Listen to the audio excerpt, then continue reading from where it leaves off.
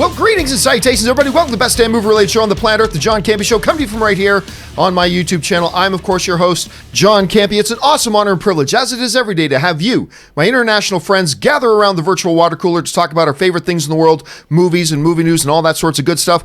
And joining me today, it's a big day, Mr. Robert Meyer Burnett, with the debut and premiere of his new short film that you worked on. Sure, tell everybody about it a little bit. Well, it's called Skyfighter. It's a crowd-funded science fiction proof-of-concept short that was written and directed by Lucas Kendall. I edited the film. The two of us were working together for the last 6 months, and it is the world premiere at the LA Shorts International Film Festival today, which means it actually qualifies to be in contention for the Academy Awards. So if any of you guys are in and around the LA area today, see if you can get down and join that and watch that. Also joining us today is the wonderful Kris Carr. Kris, how are you doing? I'm doing great. How are you guys? We're doing wonderful, and we hope that all of you guys are having a wonderful day as well. And we do have a lot of stuff to talk about here today, but before we get to our main topics today, we're a few things off the top here. First of all, let's talk about this for a second. One of the big pieces of news, if not maybe the biggest news that came out of Comic-Con this year, was the casting of two-time Academy Award winner Mahershala Ali as Blade, and that Blade is indeed coming back. A question arises, though. It's like, okay, we know who's starring in it, but who's going to be directing this movie? Who will be directing it? Well, one person we know who will not be directing that film is Get Out director Jordan Peele. Jordan Peele has basically said he's not going to be directing that movie whatsoever. Now, it's not to say that he was offered the film, but he was asked about it in a recent interview, and this comes from the good folks over at MovieWeb, and he said the following: so many of those properties, comic book films, it's a childhood dream to be able to essentially see what you saw in your imagination as a child, watching or reading, whatever you were doing with that stuff. It's a filmmaker's dream. But I feel like I only have so much time. I have a lot of stories to tell, and it just doesn't feel right. It just doesn't feel right. I'm a comic book and graphic novel appreciator, but I can't call myself a true fanboy, which, I don't think you necessarily have to call yourself a true fanboy to direct a film, but whatever. Rob, you're hearing these comments from a director like Jordan Peele saying, you know what, it sounds great. I love these movies and everything, but I have my own stories that I want to tell. We talk about that when it comes to a guy like Quentin Tarantino quite a bit, that he's always kind of resisted the idea of going to a franchise or a pre-existing IP and stuff like that for the most part. And because he has his own original stories he wants to do. Are you surprised to hear a guy like Jordan Peele at this point of his career kind of lay it out and draw a line and say, I'm not interested in directing those films even though I like them because I got my own stories that I want to do? How do you feel about those comments? Well, I think he's absolutely right. Look, I think a lot of the great filmmakers in the world, I'm a huge fan of, say, Stanley Kubrick. He's my favorite director. He tended to adapt other people's books. So he was really that's where he found most of his inspiration. He'd work with other writers. But Jordan Peele, we've now seen two films, Get Out and Us. They came from him. They were stories. He's a writer-director. He's a true auteur. And I think it makes sense to me that he has his own stories that he wants to tell. Not all filmmakers are that way. But I think in his case, he knows himself, and that's of course, knowing yourself is half the battle. And understanding, I think it's important that he positions himself. He's not a director for hire. He's somebody that you're going to buy into his vision or you're not. And Jason Blum over at Blumhouse certainly has, and it's worked out, and he has the power now to shape his own destiny. And I think that's a great place to be. Kris, given the films that we've seen from Jordan Peele so far with Get Out and Us, I thought Get Out was a lot better than Us, to be frank with you, but I still appreciated Us. Do you think Jordan Peele is making a good decision here, or do you think maybe exploring like the biggest genre in movies is something that maybe he should have considered? I think this is a great move for him personally to not do this. I think it shows a lot of integrity, and it kind of feels like, how people tell you don't meet your heroes? Right. Maybe don't be in charge of Blade or the MCU if you really, really love it, and let it happen and enjoy it as a fan. He's got a lot of plates that he's balancing right now, so maybe don't embark on something that you don't feel like you're fully prepared for or that you would do, the greatest job for. For actors, it's really great when you see somebody who loves a franchise to jump in. We saw that with David Tennant and Peter Capaldi with Doctor Doctor Who, how they immerse themselves into something that they were total fanboys for. But then you kind of see other people maybe drop the ball occasionally, Stephen Moffat, when a fanboy takes over a storyline and is in charge of the direction of something. So I feel like this is a good move, and it really shows that he only wants to work on things that he knows he will do well and will have passion for. Well, guys, what do you think about these comments from Jordan Peele? Do you respect them and say, hey, the guy knows what he wants to do, he's got a clear vision for what the stories he wants to tell? Or are you like, hey, man, it's the biggest genre out there, maybe you should cash in on that? Jump down in the comment section below and let us know your thoughts. All right, one more thing off the top here, and that's this. One of the films that I think just about all of us are really looking forward to watching is It Chapter 2.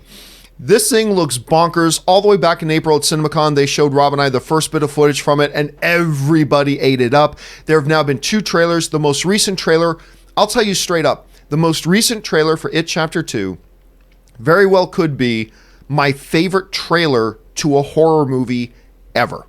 Now, I'm not the world's biggest horror guy, but I don't think I've ever seen a trailer to a horror film that I've enjoyed more than this most recent It Chapter 2 trailer. Now, to nobody's surprise, the MPAA has just come out and given its official rating.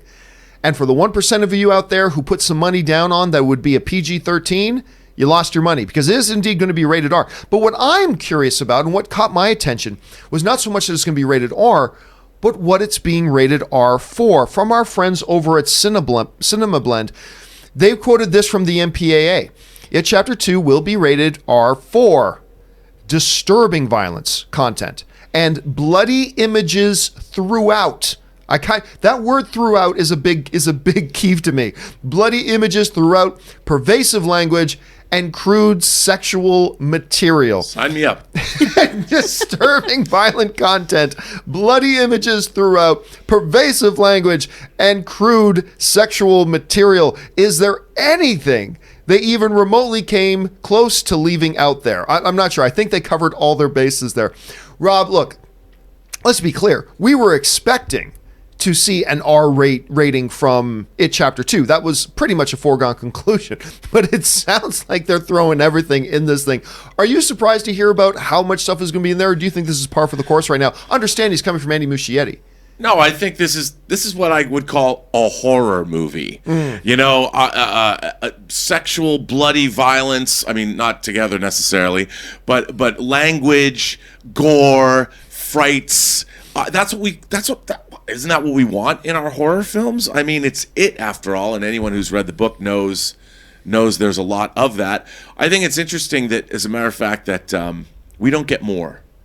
I mean, I want more R-rated horror movies with horrible, bloody, disgusting violence throughout, crude sexual imagery, bad language, and just overall just awesomeness. Because these things are what awesomeness is. Kris, you're hearing about all this laundry list. Any of that surprise you at all? Do you think maybe they're just pushing it further, or was this exactly what we should have been expecting anyway? Oh, first of all, it's not awesomeness for me. Y'all know how much I hate horror movies. Oh gosh. I mean, this is exactly what the book is, though. And if you've read the book, just like Rob was saying, it's incredibly gory and horrifying. And we're also, from what I've heard, taking a lot of the stuff we were missing kind of in It Part 1, a lot of that history, a lot of the backstory, a lot of things that happened to the kids, and in between all of those other kind of It sightings. So we're getting more of that history thrown to this one. So there's definitely a lot more potential for all of those gory moments and a lot of weird sexual stuff that Stephen King wrote when he was on so much cocaine. And or as Rob would call it, awesome stuff. All right, guys, listen. We want to know what you guys think. Are you at all surprised about the laundry list of stuff this thing's getting its R rating for? Or are you like, come on, this is exactly what we should have been expecting. Jump on down. It doesn't excite you. I got it. Well, Rob, it gets him a lot more excited. I cannot wait to see this thing. Jump on down in the comment section below and let us know your thoughts. All right. With those things down out of the way, let's now move on to our main topics of the day. How do we select our main topics here on the John Campea Show? Well, it's really rather simple. See, you guys come up with them by going to www.thejohncampeashow.com/contact.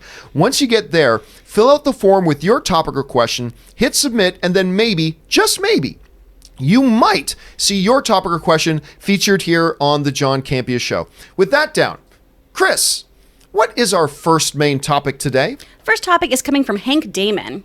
Saw a long interview with Sylvester Stallone where he was talking about Rocky and its legacy, and out of nowhere, it comes up that he's working on a new Rocky movie. Not Creed 3, an actual Rocky movie.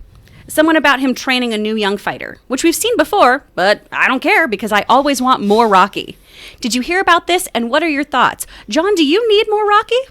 I'll tell you what, I hear about this, I'm like, wait a minute, what? More? I thought the Rocky story had ended, and now as we get into the final chapters of his overall story, the story's transition now to Creed.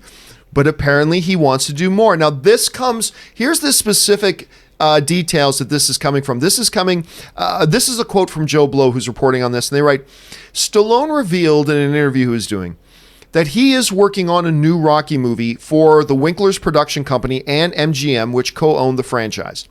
The premise for the project centers on the Adrian-loving boxer befriending a young street fighter living in the United States illegally.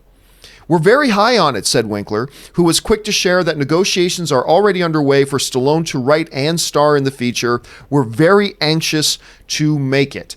Okay, so look, right off the top, am I open as a fan to the notion of another Rocky movie? I'd be lying if I said I wasn't. I mean, I loved the one he did, what was it, Rocky 6? Yeah, I think it's Rocky 6, which was just called Balboa or Rocky Balboa or something. Yeah. I thought that movie was brilliant. And everybody, including me, might have been saying, isn't it too late for this? And I loved that movie. I thought it was fabulous. I loved Creed. I really enjoy Creed 2, not as much as the first Creed.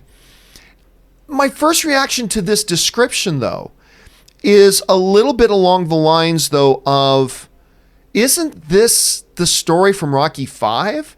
Isn't this a retired Rocky Balboa finding a young Tommy Gunn with tons of potential and then, guiding him to, heavyweight glory? But the big difference here is this. He finds a fighter who's living in the United States illegally. So clearly there's an angle here that Sylvester Stallone has a story he's interested in telling about bringing immigration and all that kind of stuff into it. And now on this show, we don't talk politics at all, but it's intriguing that he's talking about this for a movie such as this. This might be a passion issue for Sylvester Stallone. I don't know. In a vacuum, do I think this is a good idea? Maybe not. But I'd be lying if I said that as a guy who has appreciated the Rocky franchise and who has appreciated even what he's been doing with this character recently, just recently getting an Academy Award nomination for playing the damn role. I'd be lying if I said I wasn't intrigued. So yeah, mark me down as intrigued. What do you think about it, Robert?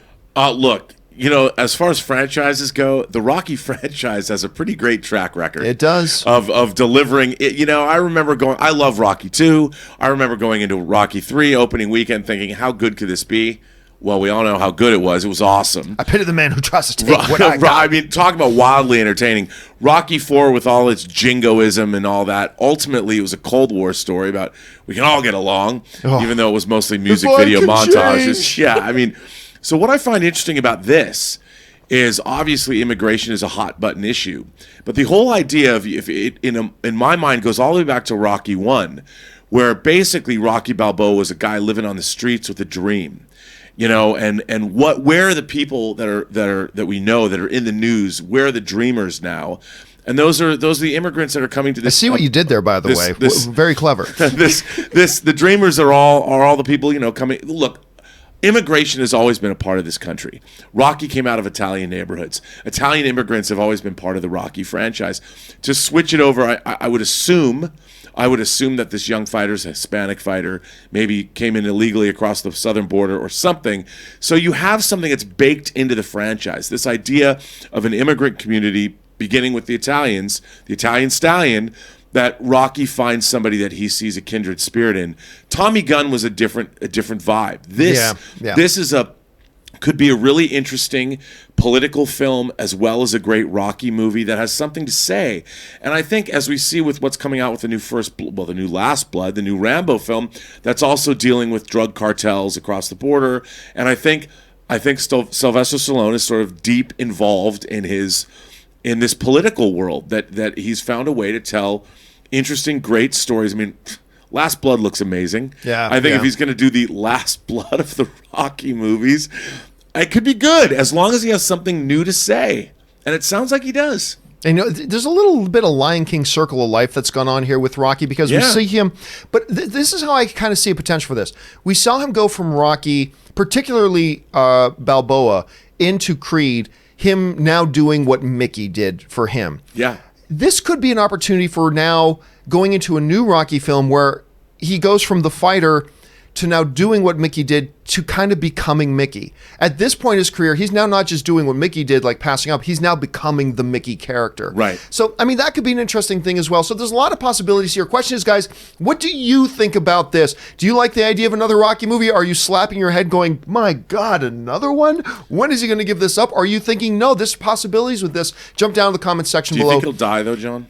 No. Is he going to do what Mickey did? Is he going to die? Because they're also talking about doing a TV series, but we didn't talk about that right now. Oh. Jump down in the comment section below. Go full Spaceballs. Yeah, that's right. Rocky 5,000. Jump down in the comment section below and let us know what you guys think. All right, with that down, let's move on to our next topic today. Kris, what is our second main topic today? We're now hearing from Yusuf R. It looks like Aladdin is going to be the next member of the $1 billion club along with Spider-Man. Crazy. With the huge success and fan love, is it safe to say at this point that a sequel is not only possible, but also probably likely? Could a sequel survive outside the safety of the beloved original story? Thank you. And John, I've talked about Aladdin a lot on my own channel, so I would love to hear your thoughts about, do you think there's going to be another one? Well, I mean, first of all, the question's been coming up lately about whether or not we think Aladdin, there could be a sequel. Well, two questions have been going around. Number one, can it cross the $1 billion mark? And I remember I said when it hit 940 million, I remember I said, I don't think it'll reach $1 billion. I don't know that it quite has enough gas left in the tank. But now we're sitting at basically 990 million. So it's only got 10 more million to go. I still don't think it's a lock, but it's certainly more possible than I was kind of giving it credit for initially. Look, I'm not going to lie to you. I love this movie. I saw it the first time, and I was just very pleasantly surprised by it. Like, just really, it was far better than I thought it was going to be. And then I went in for the second time with my surprise now out of the way, and just loved it. I just loved it.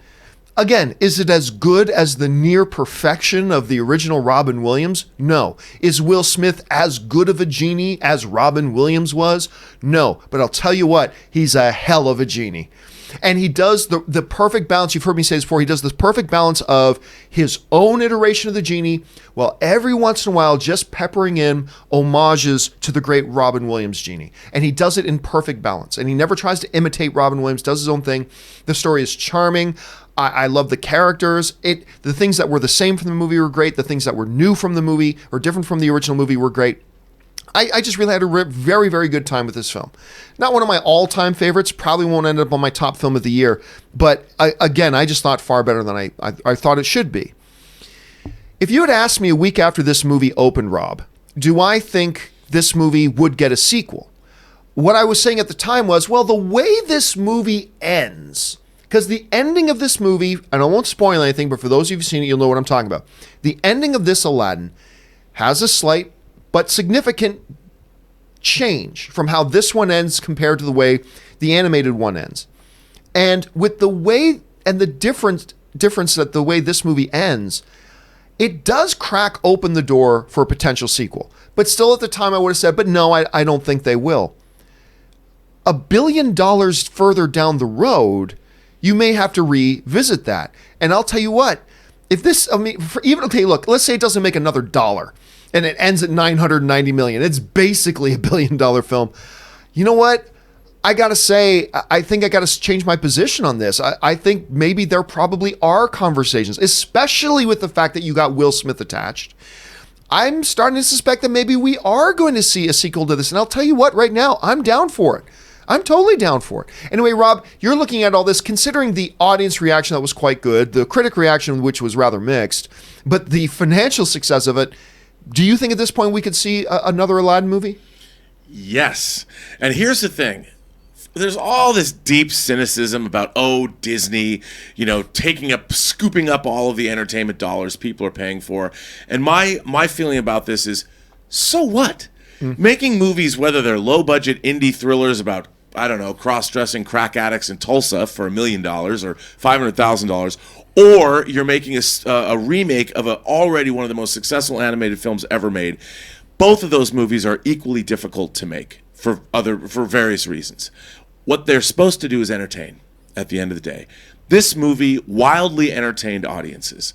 It doesn't matter that it came from Disney. It doesn't matter how much it cost. It worked. It worked for audiences. It made people smile. It was a 4-quadrant movie. Families went. Huge success. Even Will Smith is like, this is my most successful movie ever. I can't believe how successful it is. Guy Ritchie, he's probably sitting back at home going, thank God my career is saved. So everybody's having a great time with this. It's making tons of money for Disney. Why not make a film and bring more of this kind of entertainment to the world? Because after all, that's what movies are supposed to do. They're supposed to entertain. That's their purpose. And audiences have been completely, look, you know what I want to see?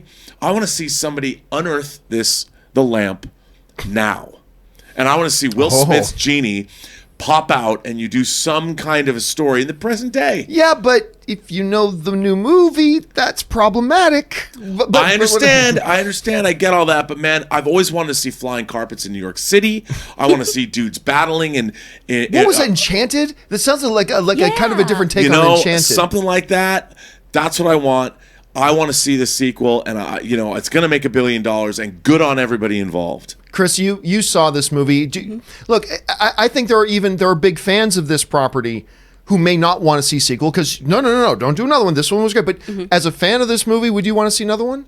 I would, and I think it would work. You know, what I've spent a lot of time looking back at, too, is the animated series that came from Aladdin, Return of Jafar, King of Thieves. So there's a whole bunch of material just waiting around that could definitely be adapted and kind of coerced into making a sensible sequel for all of this. And King of Thieves is so good, you guys. I rewatched that recently, and I forgot how amazing that sequel is.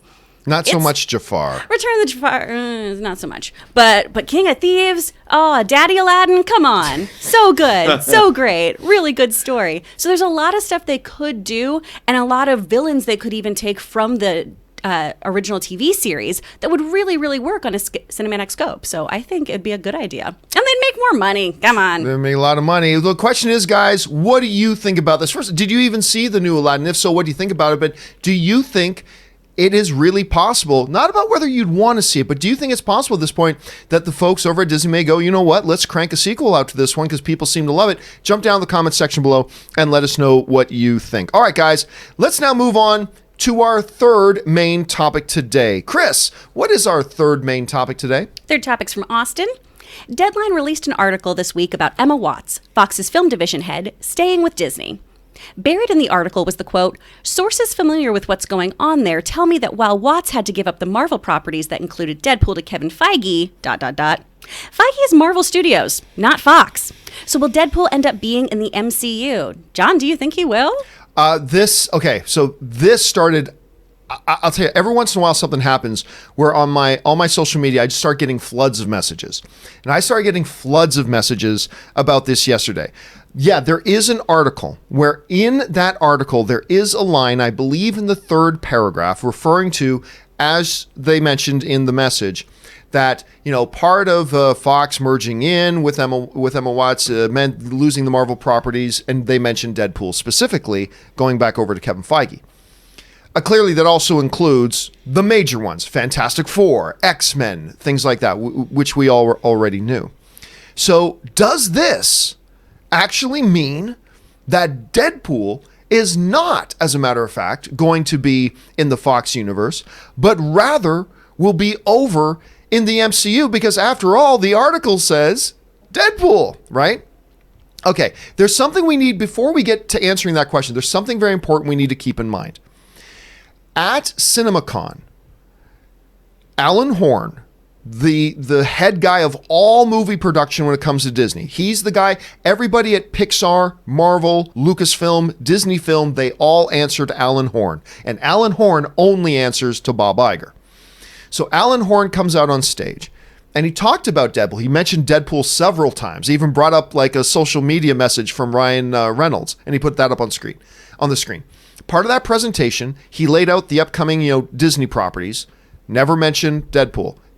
Mentioned some of the upcoming Marvel properties, doesn't mention Deadpool. But then when he starts talking about the upcoming Fox projects, he does list Deadpool under Fox. Okay, so just keep that in mind for context. Now we get this quote.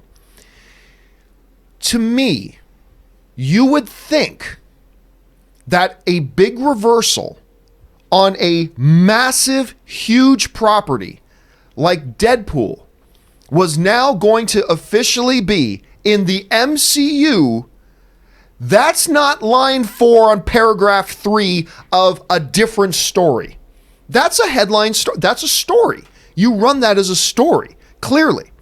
But this was rather tucked away under, by the way, I believe you know Emma. Do you not, Robert? I think I've only met her a couple of times. Right, I've met her at screen, but yes, I have met her. But I know you've spoken highly of her. You have a lot of stuff. So she's an incredible executive. She's, as far as production executives go, she's one of the highest regarded in Hollywood. So this was a story about the fact that there were some rumors going around that there were other studios trying to poach her now that Fox had been eaten into Disney. But she appeared at CinemaCon, and it seemed like the story's about that.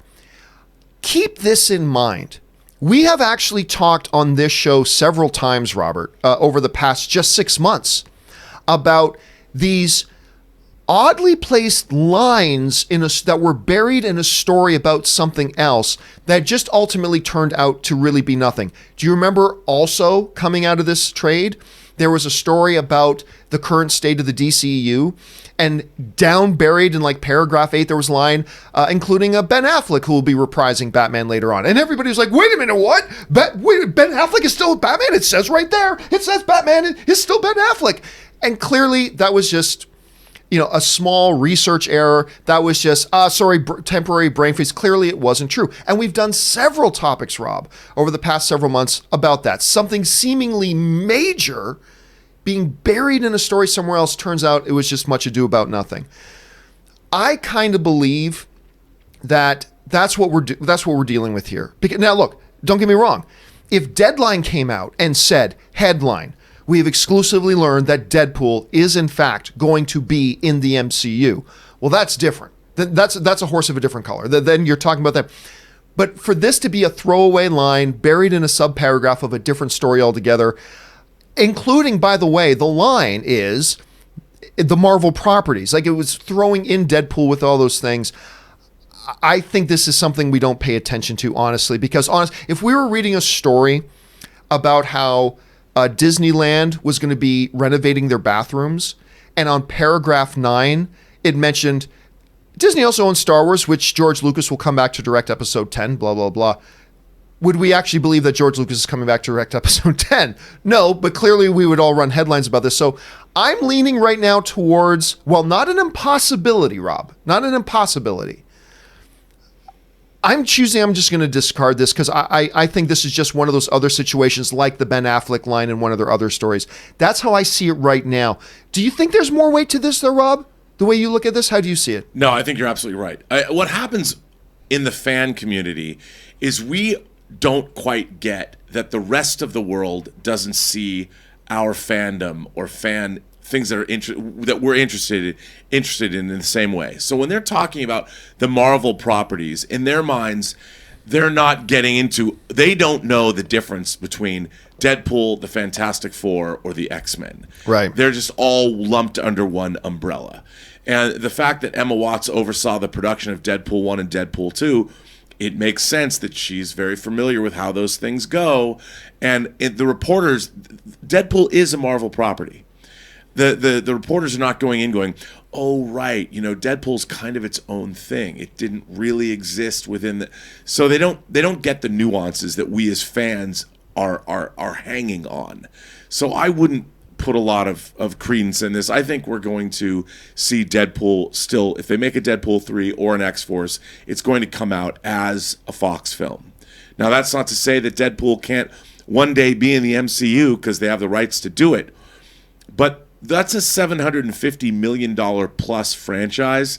They're not going to mess with it. They want to make that $750 million plus amount of money on like $100 million budget. On $100 million, yeah, on 65 with Deadpool 1, and this they're going to keep that. And Emma Watts is a big reason why they were able to make those movies for the price they made them. So I wouldn't worry about it. Yeah, and I think there's two separate questions here, Rob. The two separate questions are this: what is possible and what is probable? Right. Is it possible, despite what Alan Horn presented at at CinemaCon, despite what Bob Iger has said in the past, despite all that, is it possible that we could see a change of direction and actually see Deadpool, PG-13, or maybe still are, in the MCU? Yeah, I think it's possible. I do. But now let's move over to the question, is it probable? No. I mean, the probability is that it's not. They're going to keep Deadpool just the way he has worked already.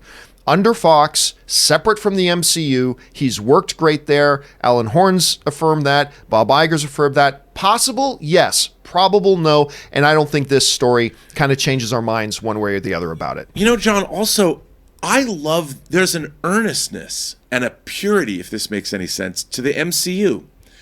And Deadpool would disrupt that. And I like the fact that Deadpool, I love my X-Men too, but I like the way that Deadpool could make fun of things like the X-Men that I love without being in the X-Men movie proper, even though there's the X-Men cameo in the last Deadpool. I don't know if I want Deadpool in the MCU. Not currently. I want to see an Eternals that I can believe in. I want to see a Shang-Chi. So before Shang-Chi is like made fun of, I want to see a kick-ass Shang-Chi movie first. Oh, I guarantee you that's going to be kick-ass. I guarantee you that movie's going to be awesome to watch. So I agree with you. I think you raise a really valid point there. And look, again, could they? And look, you and I talked about this before. If Kevin Feige were to come out and say, with everything you've just said, we're going to do kind of a Joker what-if movie, and we're going to do a Deadpool kills the Marvel Cinematic Universe. Oh my God, sign me up.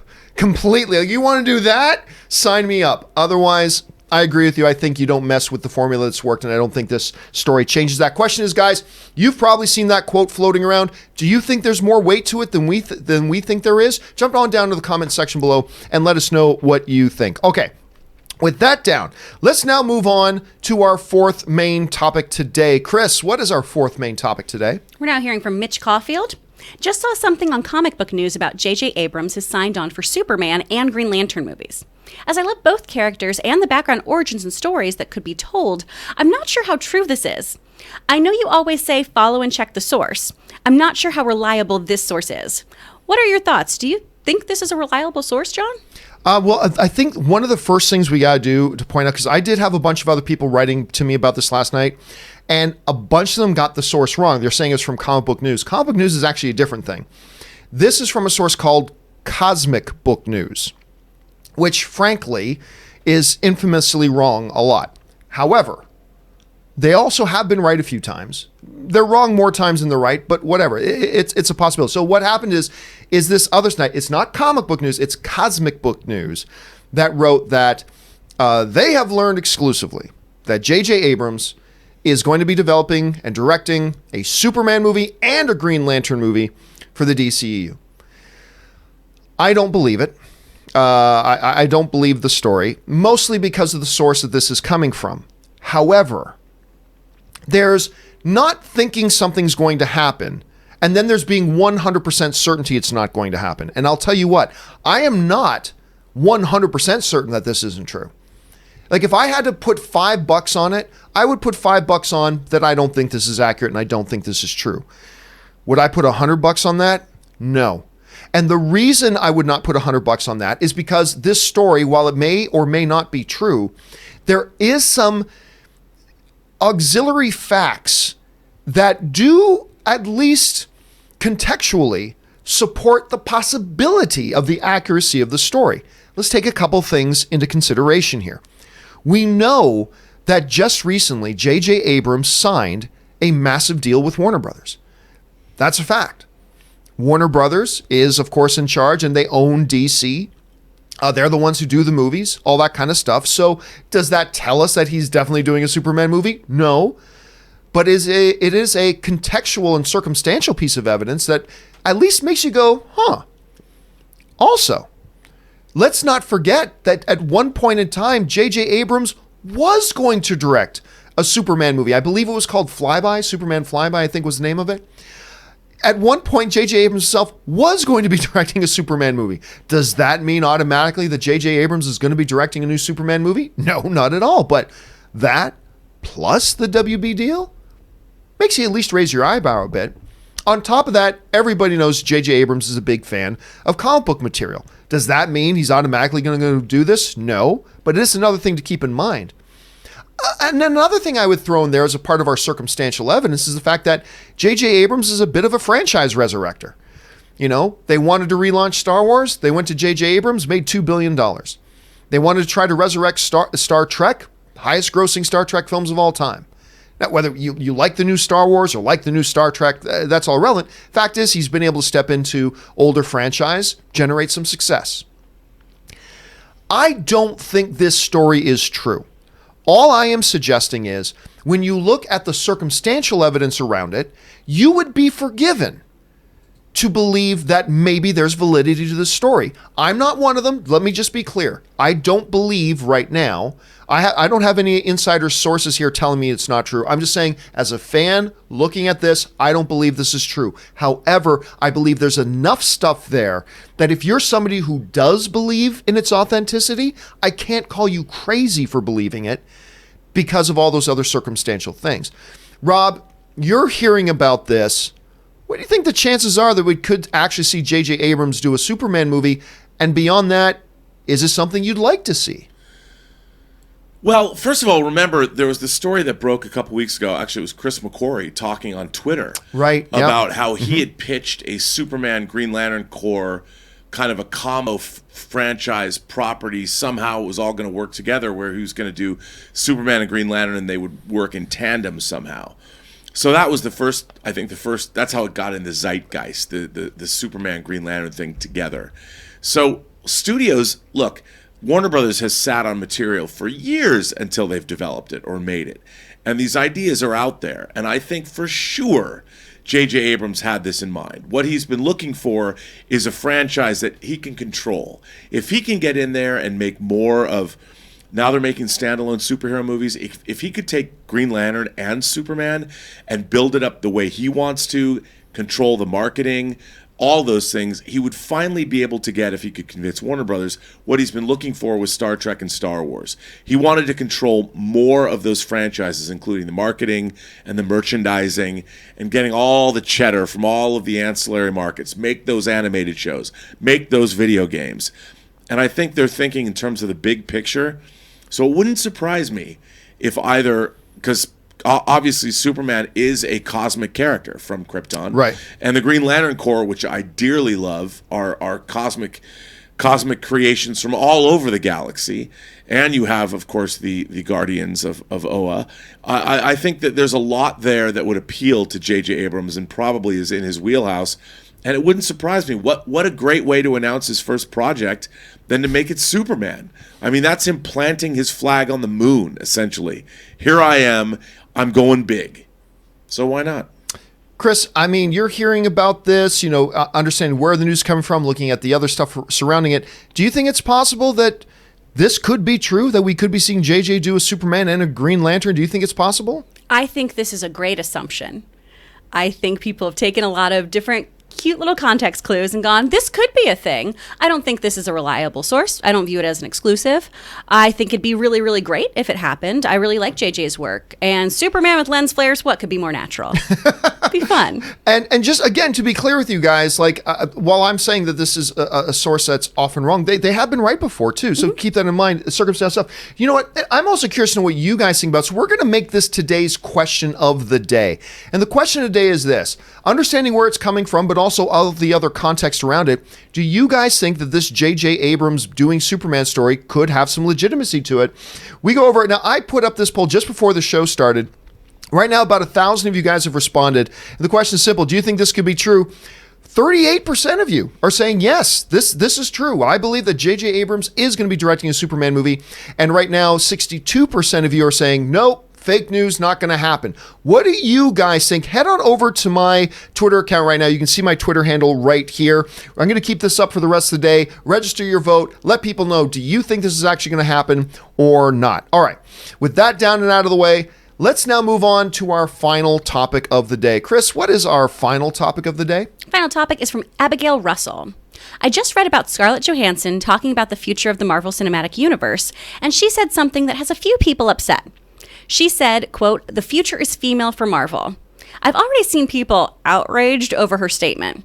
Forgive me for using common sense, but the last time I counted, there were 23 MCU movies so far, and a grand total of one of them has had a female lead. So even if the next 20 MCU movies are not in a row are female, the men would still have more leads than us.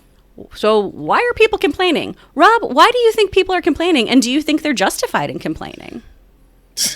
No, I don't think they're justified in complaining. Was that a leading question? I spent as a young geek growing up, reading comics, going to conventions, watching Star Trek endlessly. You know what one of my dreams was? Meeting the girl of my dreams, who loved comic books, who wanted to see science fiction films and comic book characters and read comics and go to movies and collect all this stuff, watch anime. That's what I wanted my whole life.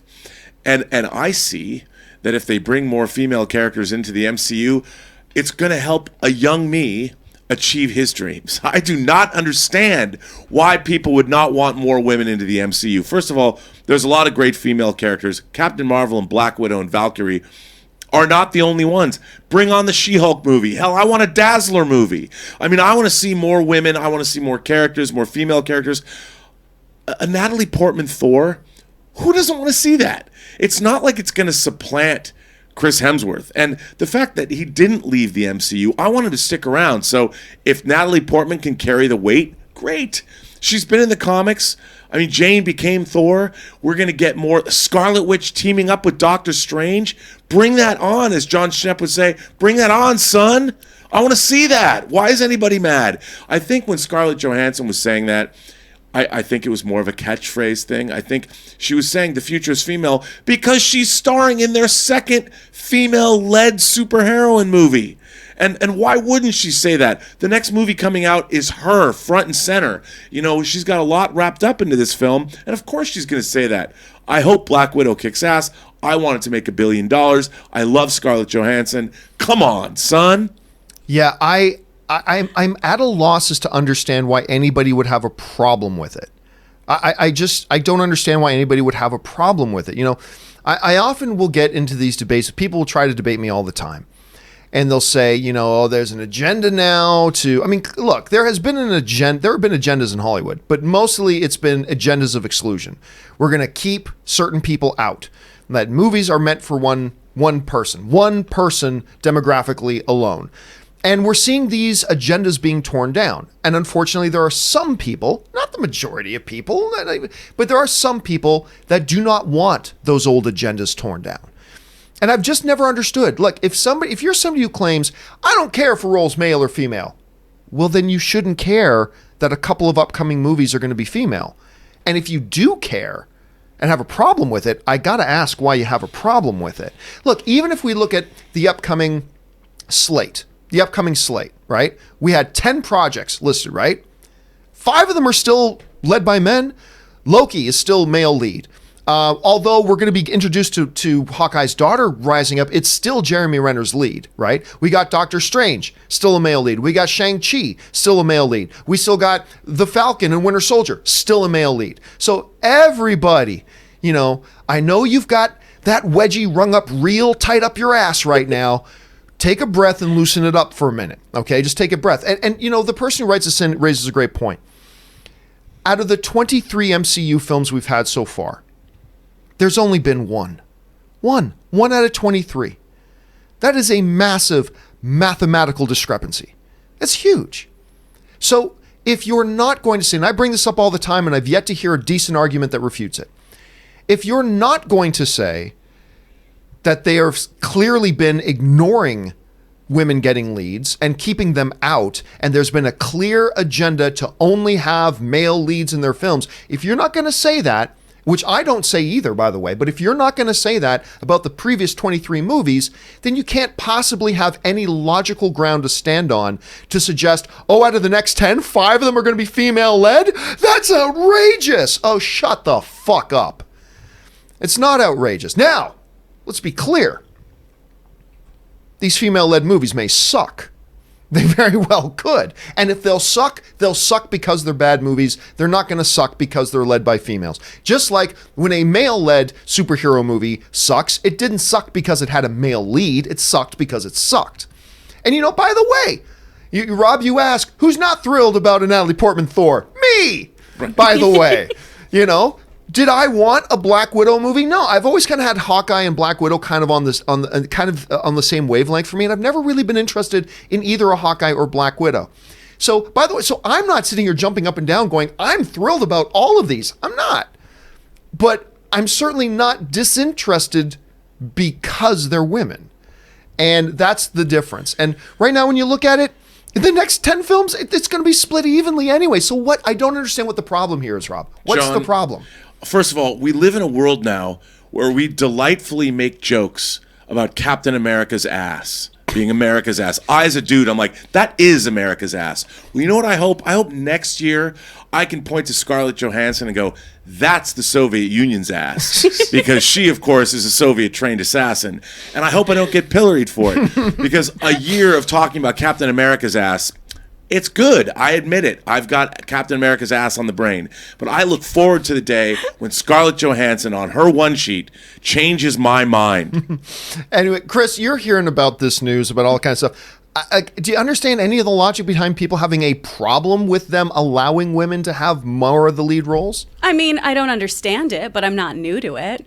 Right. It's ridiculous. It's absolutely ridiculous. As a female comic book fan, too. For years, I've been told that I probably don't know about things. It's real cute when people try to check my nerd cred.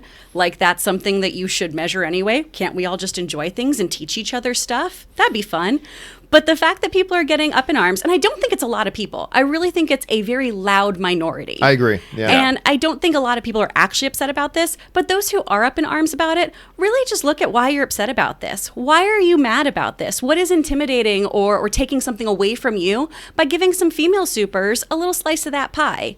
And, you know, having a hoo-ha doesn't discredit you from being a superhero or liking them. So figure out your lives, guys. Hashtag new T-shirt. Having a ho-ha does not. Yeah. And look, I'll say this too. You know, we just did our panel at Comic-Con about after Endgame, where does the comic book genre go from here? There's a thing in corporate America that understands this. You are either growing or you're dying. You're growing or you're dying. And if the comic book genre now wants to continue to grow, they now need to look to new audiences and new demographics that they have not cultivated really effectively or targetedly before, if you want to keep growing. And, you know, give more of these lead characters. Give us more Blades. Give us more Scarlet Witches. Give us more of these things to grow the audience. And by the way, for people who then panic and feel threatened by that, again, I point you to the Phase 4 announcement. Half of the movies coming out are still male-led. It's not like some people are bemoaning and crying about this slippery slope that they're trying to eradicate white men. It's like, I'm sorry. I look at that and I still see it's still half of these movies are being led by men. They're going to not abandon one. This is a scenario where it doesn't have to be either or. It can be both and that's what it seems to me, at least all the evidence points towards, that's what Disney's now going for. Instead of exclusively only male-led films, we're going to do both. We're going to do male-led films, female-led films. We're going to bring in some diversity and stuff like that. And it's going to be a both and situation, not an either or. So everybody take a breath and just relax. And let's see if these movies are great. And let's see if the movies suck. Some of them are going to suck, I think. And some of them are going to be amazing. And neither one will be because they were led by male or female protagonists. All right, guys, listen. With all the main stuff now out of the way, we're going to move on to our live questions. But before we get to our live questions, there are a number of other things going on in the world of movie news that I want to make sure you guys are caught up to date with. So right now, fact checker Jonathan proudly presents stuff to us, today's installment of the Movie News Feed. Check it out. First up, Marvel Studios revealed a handful of details about What If at Comic-Con on Saturday. But Kevin Feige has now shed a little more light on what fans can expect from the Disney Plus animated series. From ComingSoon.net, the Marvel Studios boss has now confirmed that the first season will deal with alternate scenarios from the 23 movies that make up the Infinity Saga. Feige said the following: "Right now, we're focusing on for the first season everything you know about the 23 movies in the Infinity Saga and adding one twist to them and seeing how everything turns out different." Next up, Marvel Studios revealed a lot of new information at its Hall H presentation at San Diego Comic-Con this past Saturday. But arguably the biggest surprise of the panel was that Blade is being rebooted for the Marvel Cinematic Universe, and Alita Battle Angel star Mahershala Ali will play him.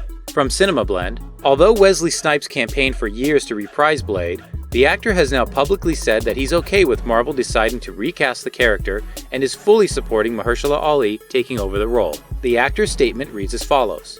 To all the daywalkers losing their minds right now, chillax. Although the news comes as a surprise, it's all good. Such is the business of entertainment. Much peace to the MCU crew. Always a fan. Honor and respect to the Grandmaster Stan.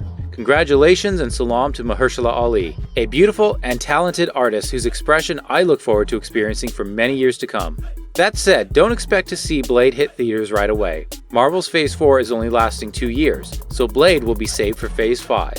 Next up, shooting begins August 10th in London on movie biopic Lewis Wayne starring Benedict Cumberbatch and Claire Foy. From Deadline, Wayne was an English artist who lived between 1860 and 1939 and is best known for his drawings, which consistently featured anthropomorphized large-eyed cats and kittens. In his later years, he may have suffered from schizophrenia, although some specialists dispute this claim, which, according to some psychiatrists, can be seen in his work.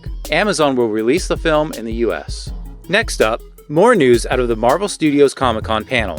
The first Disney Plus series out of the gate will be The Falcon and Winter Soldier, which will focus on Sam Wilson, played by Anthony Mackie, and Bucky Barnes, played by Sebastian Stan, after the events of Avengers Endgame. But the two heroes will find themselves menaced by Baron Zemo, played by Daniel Bruhl, the villain last seen in Captain America Civil War. It was during the Marvel Studios panel when the presentation was hijacked by Baron Zemo himself, and Daniel Bruhl has shared 2 images from that presentation, which gives us our first look at Zemo in the upcoming series. He added these familiar words: longing, rusted, 17, daybreak, furnace, 9, benign, homecoming, 1, freight car.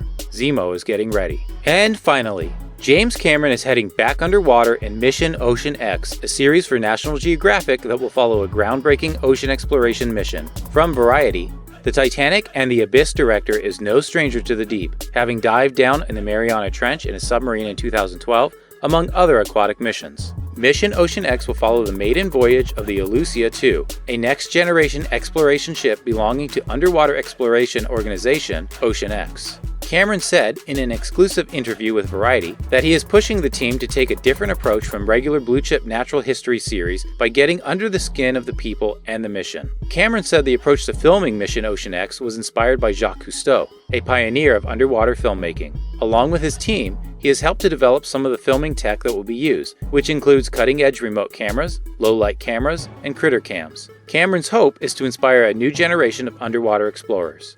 And that will do it for today's installment of the Movie News Feed.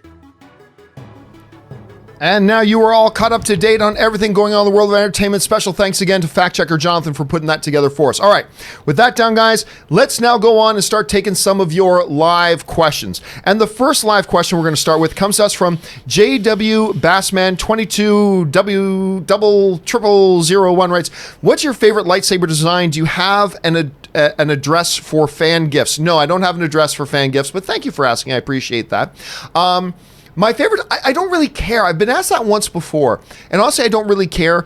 If I had to pick one, I would say the original lightsaber, like the first one that Obi-Wan hands to Luke. That would probably be my favorite one. But other than that, not really too much, but there's nothing JW like the original. So I'm going to go with the original. It's Kane writes, "Hey, John and Rob, Andy Muschietti is directing an Attack on Titan movie for Warner Brothers. Do you think he is a good fit? What are your thoughts on the series?" Guys, do you have any thoughts on that whole thing, Rob? I'm a huge Attack on Titan fan. I've got both the anime and the live action film. It's bonkers. I want to see people get eaten. I want to see pulled limb from limb. I mean, I understand there's more to it than that, but there's something just inherently really, really creepy about the Titans themselves. He's great for that. Yeah. I want to think, see Kris? skinless, giant, humanoid monsters laying siege to the remnants of humanity. Who doesn't want to see that? And you have to see that. That's what the show is. So he'd be a wonderful choice. I think he'd do a great job. And it should be really, really gross. It should be a super gross movie. Super gross.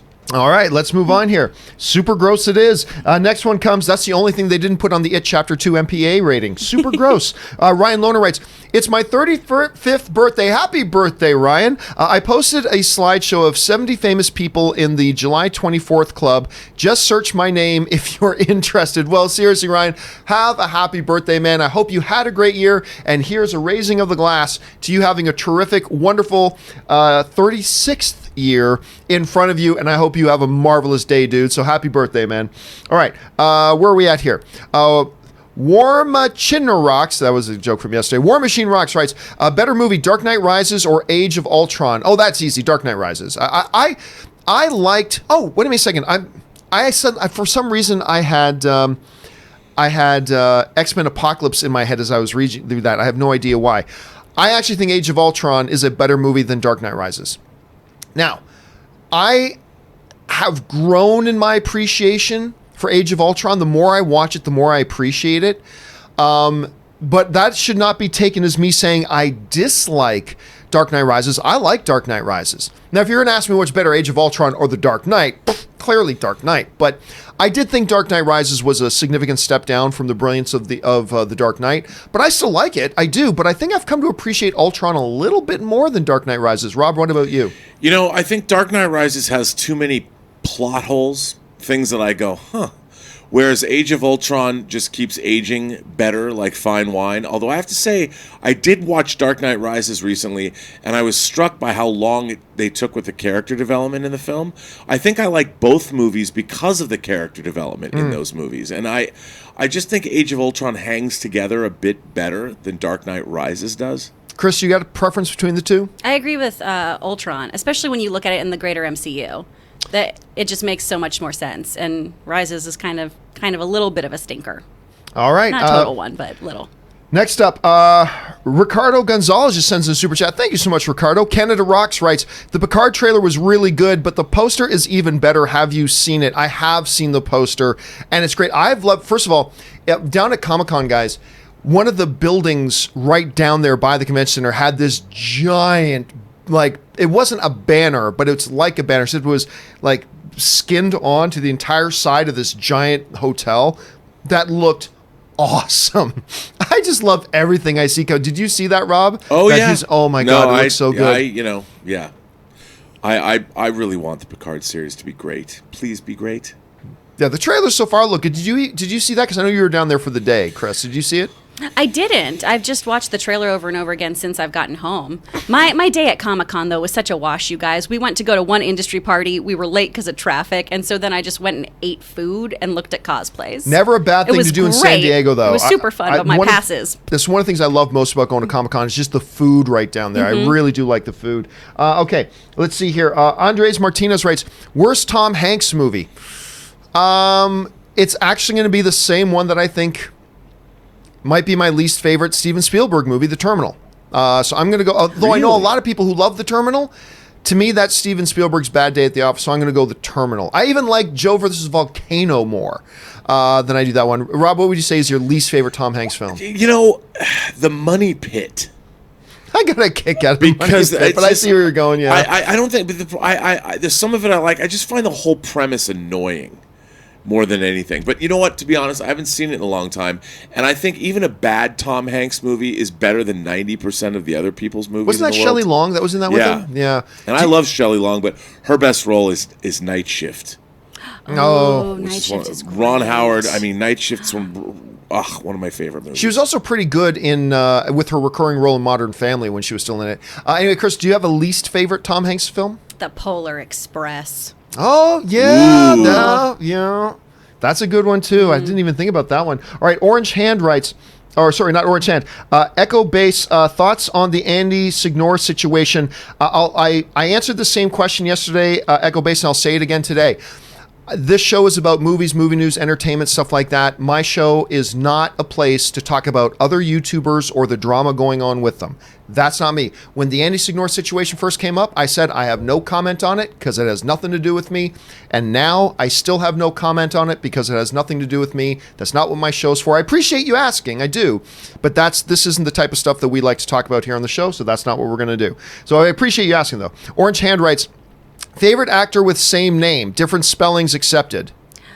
Do you guys know what he's talking about? Favorite actor with the same name? So I guess another John that you like, or another Rob that you like. There's another Kris Carr, but she is my enemy. She's taken all the good Twitter handles.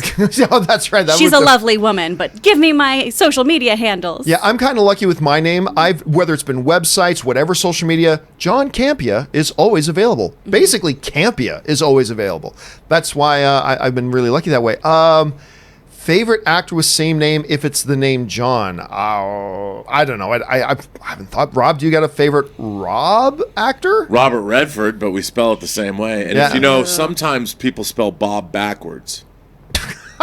What's the word? There's a word for that. What's the word for that when a word is spelt the same forwards and backwards? There's a word for that, and I can't remember that. If you guys know what it is, throw it in the comment section. All right, Superman Steve writes, palindrome? Wow. Is it a palindrome? A palindrome? I thought that was something else, but you might be right. I don't know. Superman Steve writes, oh, wow, is that legit? Only if Henry Cavill is Superman, I'm definitely keen. I think the likelihood of Henry Cavill coming back as Superman is very low, which is too bad, because the day they announce, I'm telling you guys this right now, the day they announce that Henry Cavill is coming back as Superman, I'm going to be wearing a party hat. I literally on this show, even though I don't drink, I will pop a bottle of champagne and down the whole thing. I will have confetti falling from the ceiling. I will be so happy. But I think the likelihood of that is very slim. And if JJ takes it over, JJ's probably going to want to get his guy.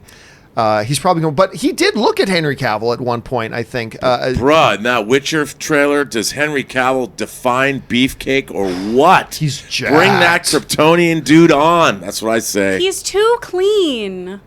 In Witcher, he in is. Witcher, Yeah. do you think he looked too clean? I think he's still too clean. Really? I thought he looked kind of gruff. I want him to be just gristly, get him a little dirty. He's that jawline. You gotta goof that up. He's too pretty. Gotta goof it up. He's too pretty. You sound like Aaron Don now. Johnson, Miami Vice stubble. Well, yeah, we'll see. But I think it's unlikely, unfortunately. I do think it's unlikely, but the moment they announce it, I will be throwing a party here, my friend.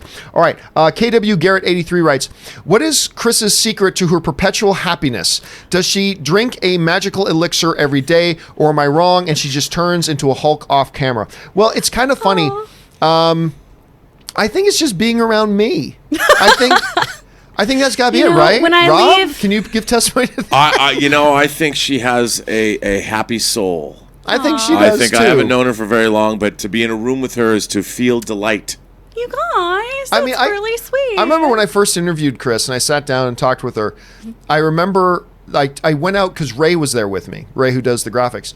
And after you left, I remember I went out to Ray, I said, I have a feeling like I could have told that girl, you're totally wrong for this, get out. And she just would have been, alrighty then, have a great day. She just would have walked out. I do a horrible thing in that moment. With auditions, I go, okay. Because what do? You don't like me? That's a bummer. I don't know. I'm just always really happy, you guys. It takes so little effort to be happy. That's how I feel about it. It's a lifestyle choice. Yeah. I'm also from the South, so I smile a lot, which people in LA think I'm going to shank them. I'll be walking my dog, and I say hello to people still, like, morning, neighbor, and they're like, no, get away from me. So, I don't know. That's I understandable. also drink a lot of coffee. I thought you were just going to say I also drink a lot. I mean, that too. That as well. All right. Next up, Hans writes, hey guys, is it possible that Blade is somehow tied in with Morbius? Directly/indirectly, post-credit, it would help introduce vampires in the MCU? Absolutely not. No chance. Sony is doing Morbius, and they've made it pretty clear they're not sharing that cinematic universe for whatever. Now, what you're suggesting, Hans, that makes sense. That makes sense. But because of the situation with Sony and Marvel at this point, pretty much no chance. Just Too Tasty Good writes, which animated TV series is your favorite between Family Guy, The Simpsons, SpongeBob, South Park, American Dad, or regular show? Ooh, okay, I think, Simpsons, if you just want to take best of, Simpsons wins that race. I don't think anything's come close to Simpsons at its best. You can make an argument for the past 10 plus years it hasn't been at its best. Although I would contend they've had a few episodes that are still actually pretty effing good. I would say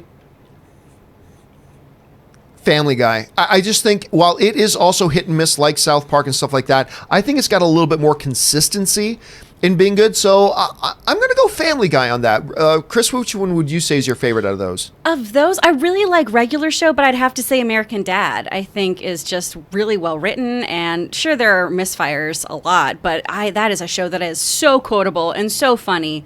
And it's also something I watch with my parents that we both get to laugh at for such different reasons. Rob, do you have a favorite one out of those? I gotta go South Park, only because the cultural zeitgeist, the parody, it's a cutting edge show. It's a different kind of a show. Yeah. And the way it deals with our culture and reflects back on us I've always loved it. All right, let's keep moving here. C10 Joker writes, John, it feels like we have been without football for an eternity. No kidding, brother. Also, I would love a Brad Bird directed Fantastic Four. Well, I mean, look, a lot of people draw similarities between, obviously, look, the joke is the best Fantastic Four movie ever made was called Incredibles. And that's true. So look, I never care about who directs as long as you get a good director. Brad Bird's a really good director. And if they announce tomorrow that Brad Bird was doing Fantastic Four, count me in. Now, there's a lot of talk that Peyton Reed, who directed Ant-Man 1 and Ant-Man 2, there's some whispers going around that maybe Peyton Reed is going to be tapped to do Fantastic Four, which, sign me up. I mean, that sounds great to me too. But if it were somebody like a Brad Bird, yeah, I think that's cause for celebration for a lot of people. All right, Chris Parsons writes, wouldn't Question be perfect? Wouldn't, do you mean The Question? Yeah, The Question. Yeah. The Question be perfect for DC hero for JJ? I don't know if that's marketable at this point. I don't know, Rob. What do you think? I think The Question's too small of a character. I mean, I'd like to see a Question TV series, like some kind of a procedural that it was also a dark look at the American dream or something. I don't know if that would be the best for JJ. What do you think?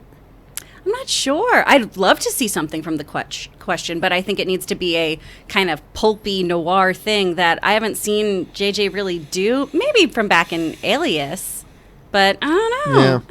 I don't know. It's an interesting question, though. All right, Peter Tennant writes, John and crew, have you watched Sci-Fi's Eureka? It's great. I actually dated somebody from Eureka, and I probably only saw about 3 or 4 episodes, to be honest with you. But I liked what I saw. Did either of you guys ever watch Eureka? Yeah, I had some friends that worked on it as writers, and I thought the show was good. It was fun to watch. I was not a religious follower of Eureka. Legitimately thought Eureka's Castle made the jump to sci-fi. I've never seen this show. Okay, well, I don't think you're alone. I think there's probably a lot of people who haven't seen it. Topher Rocks writes, it's sad The Irishman has no hype right now. I was so pumped when it was announced, which was like 3 years ago. Haha, I'm still excited for it, though. Look, the thing about The Irishman, for those of you who don't know, that is Martin Scorsese's film with Robert De Niro, Al Pacino, Joe Pesci is who I was thinking of too. They're going to be doing a lot of digital de-aging, a very expensive film, but it's a direct-to-Netflix thing. And now it might be brilliant. It may be great. But I just remember when so many other studios passed on it, that was a red flag. Then, Rob, I think it was you that kind of reminded me that, I think it was you at any rate, who kind of reminded me, it's like, maybe the reason other studios passed isn't because it wasn't great quality. Maybe they passed on it because they didn't think it had the marketability and that could actually make money. That makes sense too. So I kind of go back and forth on it a little bit, and we'll see. We'll see. I am curious to see it, though. I mean, obviously, Scorsese with De Niro and Pacino, of course. Rob, you still looking forward to this? I can't wait. Anything Martin Scorsese makes, I'll go see. Yeah. He's Chris, one of our you? greatest filmmakers. Yeah. Great actors. Come on. Italian Americans got to support Italian Americans. Let's do this. There we go. All right, next up, where are we at? Zach Bartran writes, now that the Russos have time away from the MCU, what are the odds that they return to direct Community to fulfill the prophecy of 6 seasons and a movie? All that's left is that damn elusive film. I got to tell you what, Zach, I very rarely pull out the goose egg. Because normally you got to at least say there's a 1% chance, 2% chance. I'll pull out the goose egg on this. I think right now with where the Russo brothers are, I honestly tell you, I think Community is the last thing on their mind right now. And I think they got a lot of plans. And just at San Diego Comic-Con, they revealed a lot of their upcoming plans.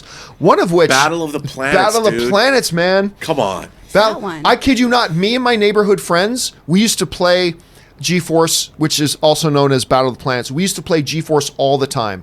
We would put some stupid bowls on our head. We put on our capes, run around the neighborhood. I was usually Jason. So who are the guys? Mark, Jason, Tiny, Keop, Mark Jason. Oh, and Princess. Mark Jason, Tiny Keough, And I the forget Phoenix, dude. the Phoenix. One of the coolest ships ever. But the Phoenix, which had one weapon, and it was a big red button that fired missiles. I'll never forget that. So whenever it was like, and Tiny would be piloting the ship, it's like, fire this. They'd raise the glass on the red button. This is all it is in the screen, just one big red button. Boom, boom, boom. And that was their big weapon. But I didn't care. I love G-Force, Battle of the Planet. And I remember it was the first time ever that I was floored by a big twist. You know, and that was, I think, what was the name of the villain? Zoltar. Yeah. It started with a Z. I'm forgetting his name. But it was either a season finale or whatever, or the final show they ever did, where the mask finally comes off, the villain, and it turns out it was a woman, which shocked everybody. It's like, wait, what? It was the first time I remember as a kid having a twist thrown at me in a narrative that really caught me. So, I don't know. I really don't think... Community's on the list. Do either of you guys see any chance for that they'll go back and do a Community? Unless it's a special tribute episode or something, no. Which they don't even do the show anymore. So No. Yeah. I think everyone's got other projects they're working on. yeah, and I just don't know that there's the demand for it. And I don't think you'll get Donald Glover. I don't think you can get him to come back at this point. He's got other stuff. I think a lot of people would love it, but I just don't see it being a reality. All right, Zach Bartran follows up and writes, got Shazam on 4K Blu-ray and was bummed the commentary track was exclusive to iTunes. No. Glad I didn't get rid of the digital code as usual, but why wouldn't WB and DC include that on the disc? I don't know. Because they're trying to kill physical media. It's just more evidence. They but want it to go away. Remember, it was the thing with, well, the one thing physical media had going for it was that that's the only place you'll get the special features and commentaries. And now they're using that? Honestly, I haven't heard about this before, that now you can only get the commentary if you get it digitally. Oh, it's happened before, and it's bad. That's idiotic. That's I hate idiotic. that. Like, I'm not a physical media person, but damn, if I go out and drop, because you're spending stupid amounts of money for these discs. If I'm going out and dropping $25 to buy a disc, you're effing right you better, because if you don't, I'm breaking the disc in half, finding out where you live, and slashing your tires. Like that's ridiculous. That's outrageous, Zach. And look, and I'm a digital guy. I don't care about physical media all that much. But oh my God, that's outrageous. That is really outrageous. And you're right, Rob. I mean, if you wanted more proof, any proof that they really are trying to kill off digital media, I guess that's it. But I talked to a rep from one of my favorite home video companies, which shall go nameless, at San Diego, and they talked about they give physical media, from their perspective, 2 or 3 years. And they're one of my favorite companies. Oh, wow. I feel like I'm not even a physical media guy, and I think that's outrageous. That's terrible, man. Anyway, Avery Zavala writes, better actor. I say Tom Hanks. My brother says Leo. Whew, that's a Sophie's choice. They are both actors with incredible upside that have slightly different tools in their tool belt. I'll go Hanks right now. Hanks got 2 Oscars on his mantle. Leo got 1. Hanks, I believe, also has more nominations. And I just think maybe if I had to pick, but you can't go wrong with either of them. You can't go wrong with either of them. I'll lean towards Hanks myself, but barely. Eric the Red 06 writes, do you think any of the new MCU streaming shows will feature any major character deaths, heroes, villains, or will they save those for the movies? Well, Eric, the answer to that is it don't matter, because if they do kill any of them, they're just coming back anyway. Whether it's from a time loop or a multiverse or whatever, it doesn't matter. So, no, I can see them doing a major character death. That will, as in all things MCU, be temporary, and they'll just bring them back. But no, listen, if they want these shows to be taken seriously, as serious parts of the MCU, they have got to put in some heavyweight material.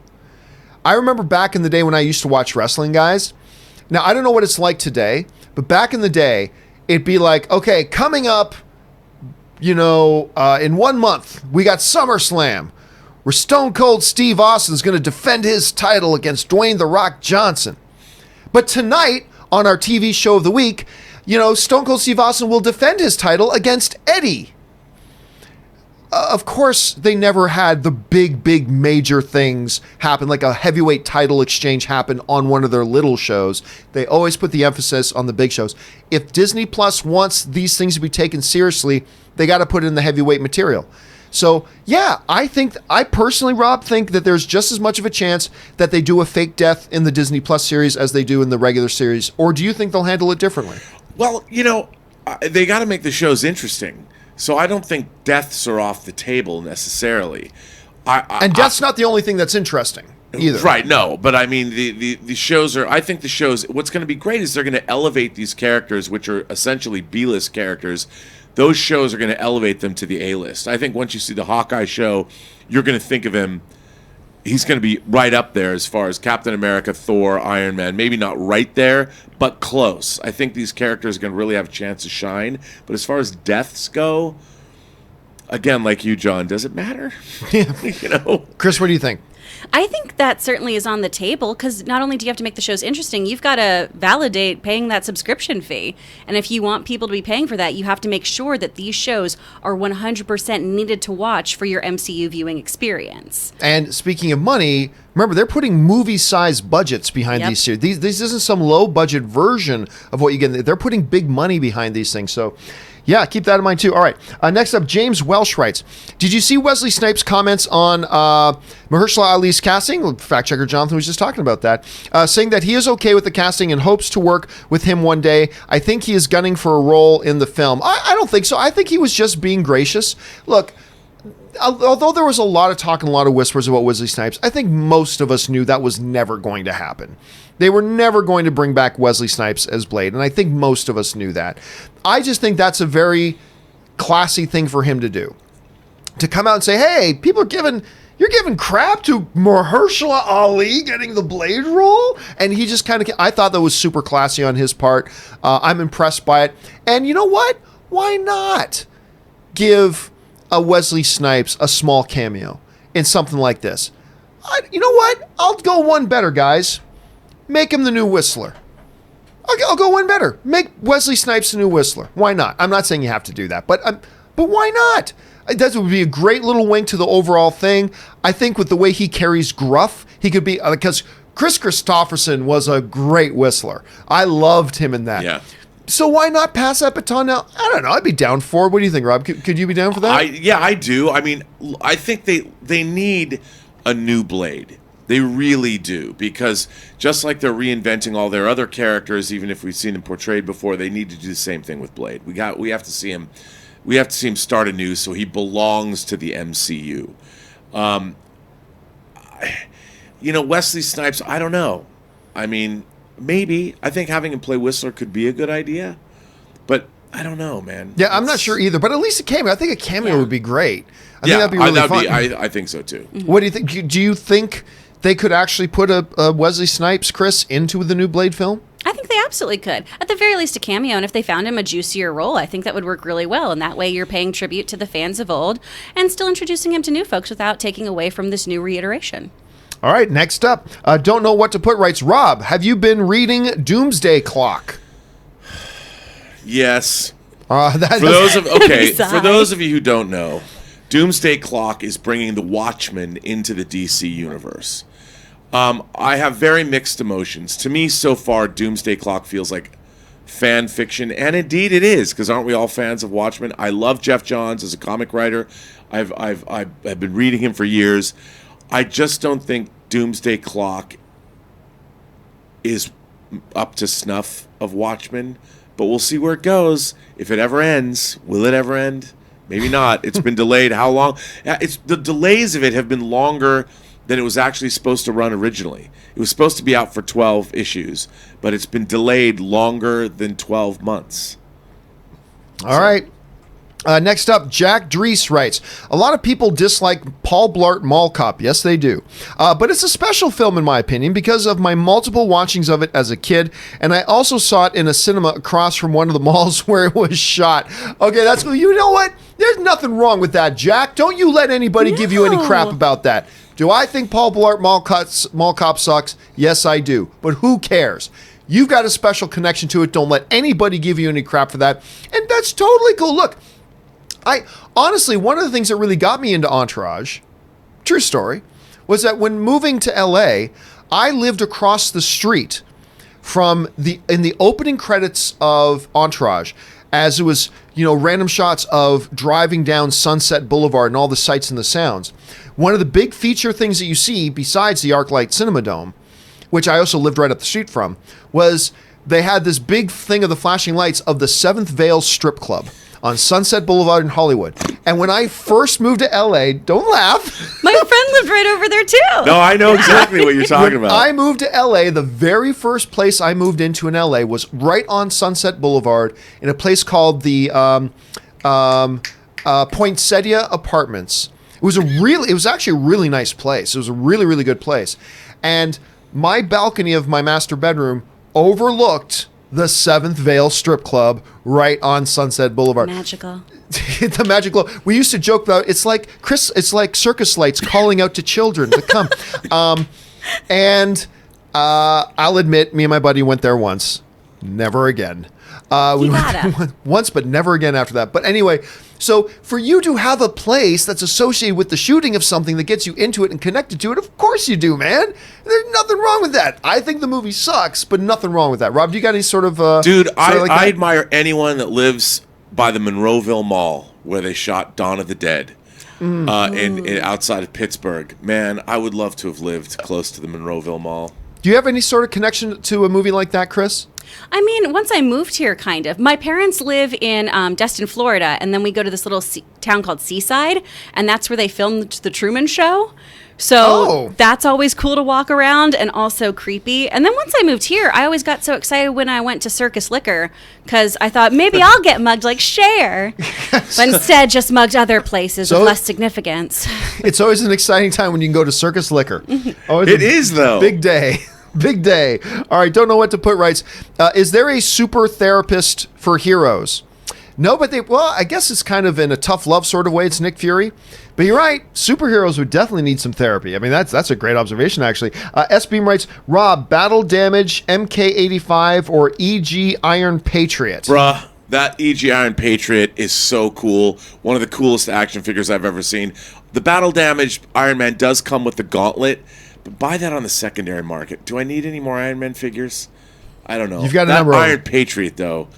Buy it, son. Get on that. Pre-order that. It just went up for pre-order after Comic-Con. Woohoo! Don't know what to put writes. Please add cats to the Mandela effect. I'm not quite sure how that applies to the Mandela effect. I'm not quite sure where you're going with that. Don't know what to put. All right. S. Beam writes, Ugh, we've seen Superman. Stop rebooting, fix / make smaller characters first. Lanterns, Flash, Martian Manhunter, then do Justice League the right way. I 1,000% disagree with that, S-Beam. 1,000%. Don't get me wrong. I don't think there's anything wrong with doing it that way. But this notion that there is only one formula, just one formula to do superhero movies. Do all individual little films and then do a big team up. And that's the only way to do it. Bull. I call bull on that. Because guess what? Guardians of the Galaxy. I keep on making this argument. You did not need to do a Star-Lord movie and a Gamora movie and a Rocket Raccoon movie and a Drax the Destroyer movie and a Groot movie, and then you did the big team-up Guardians of the Galaxy. No, they just did Guardians of the Galaxy. And it works. That doesn't mean you have to do it that way. Clearly, Marvel did it a different way. But this whole idea that there's only, yea, verily, but one formula. There's one magic formula and blueprint that's a cookie cutter thing that you have to follow this cookie cutter approach, and that's the only way to make these things work. And I say thee nay. I say thee nay. That is just not true. And I'll tell you what else. Had the DCEU, in the state that they're in, launch their thing this way, it doesn't matter if they did it individual film. If the films aren't great, it doesn't mean shit. If the films aren't great. If the film is great, then nothing else matters. If the film sucks, then nothing else matters. So I agree you could have done it that way, and it could work. We've seen that with the MCU. But that doesn't mean now there's one Hollywood cookie cutter and that's the only formula that works. I just reject that notion. I reject it outright. Anyway, Rob, What do you make about? But by the way, it does now look like DC is going with the individual films. They're not concerned about shared cinematic universe, and that might mean introducing a brand new Superman. So I don't know. But what do you make of all that? They got to bring back Superman. I mean, Superman is it's the linchpin, just like Batman is. I mean, give me Superman. Superman, truth, justice, the American way. It's also a gateway into all of these other superheroes. It sort of sets the tone. And I would love to see a Superman movie. That said, after seeing what they did with Aquaman, I would love to see these smaller characters. Frankly, I want to see the comedic version of Justice League that was introduced in the mid-'80s because it's hilarious. They're never going to do that. But that's a bunch of smaller second-string characters they put together as the Justice League, like Fire and Ice, Martian Manhunter, Guy Gardner as the Green Lantern.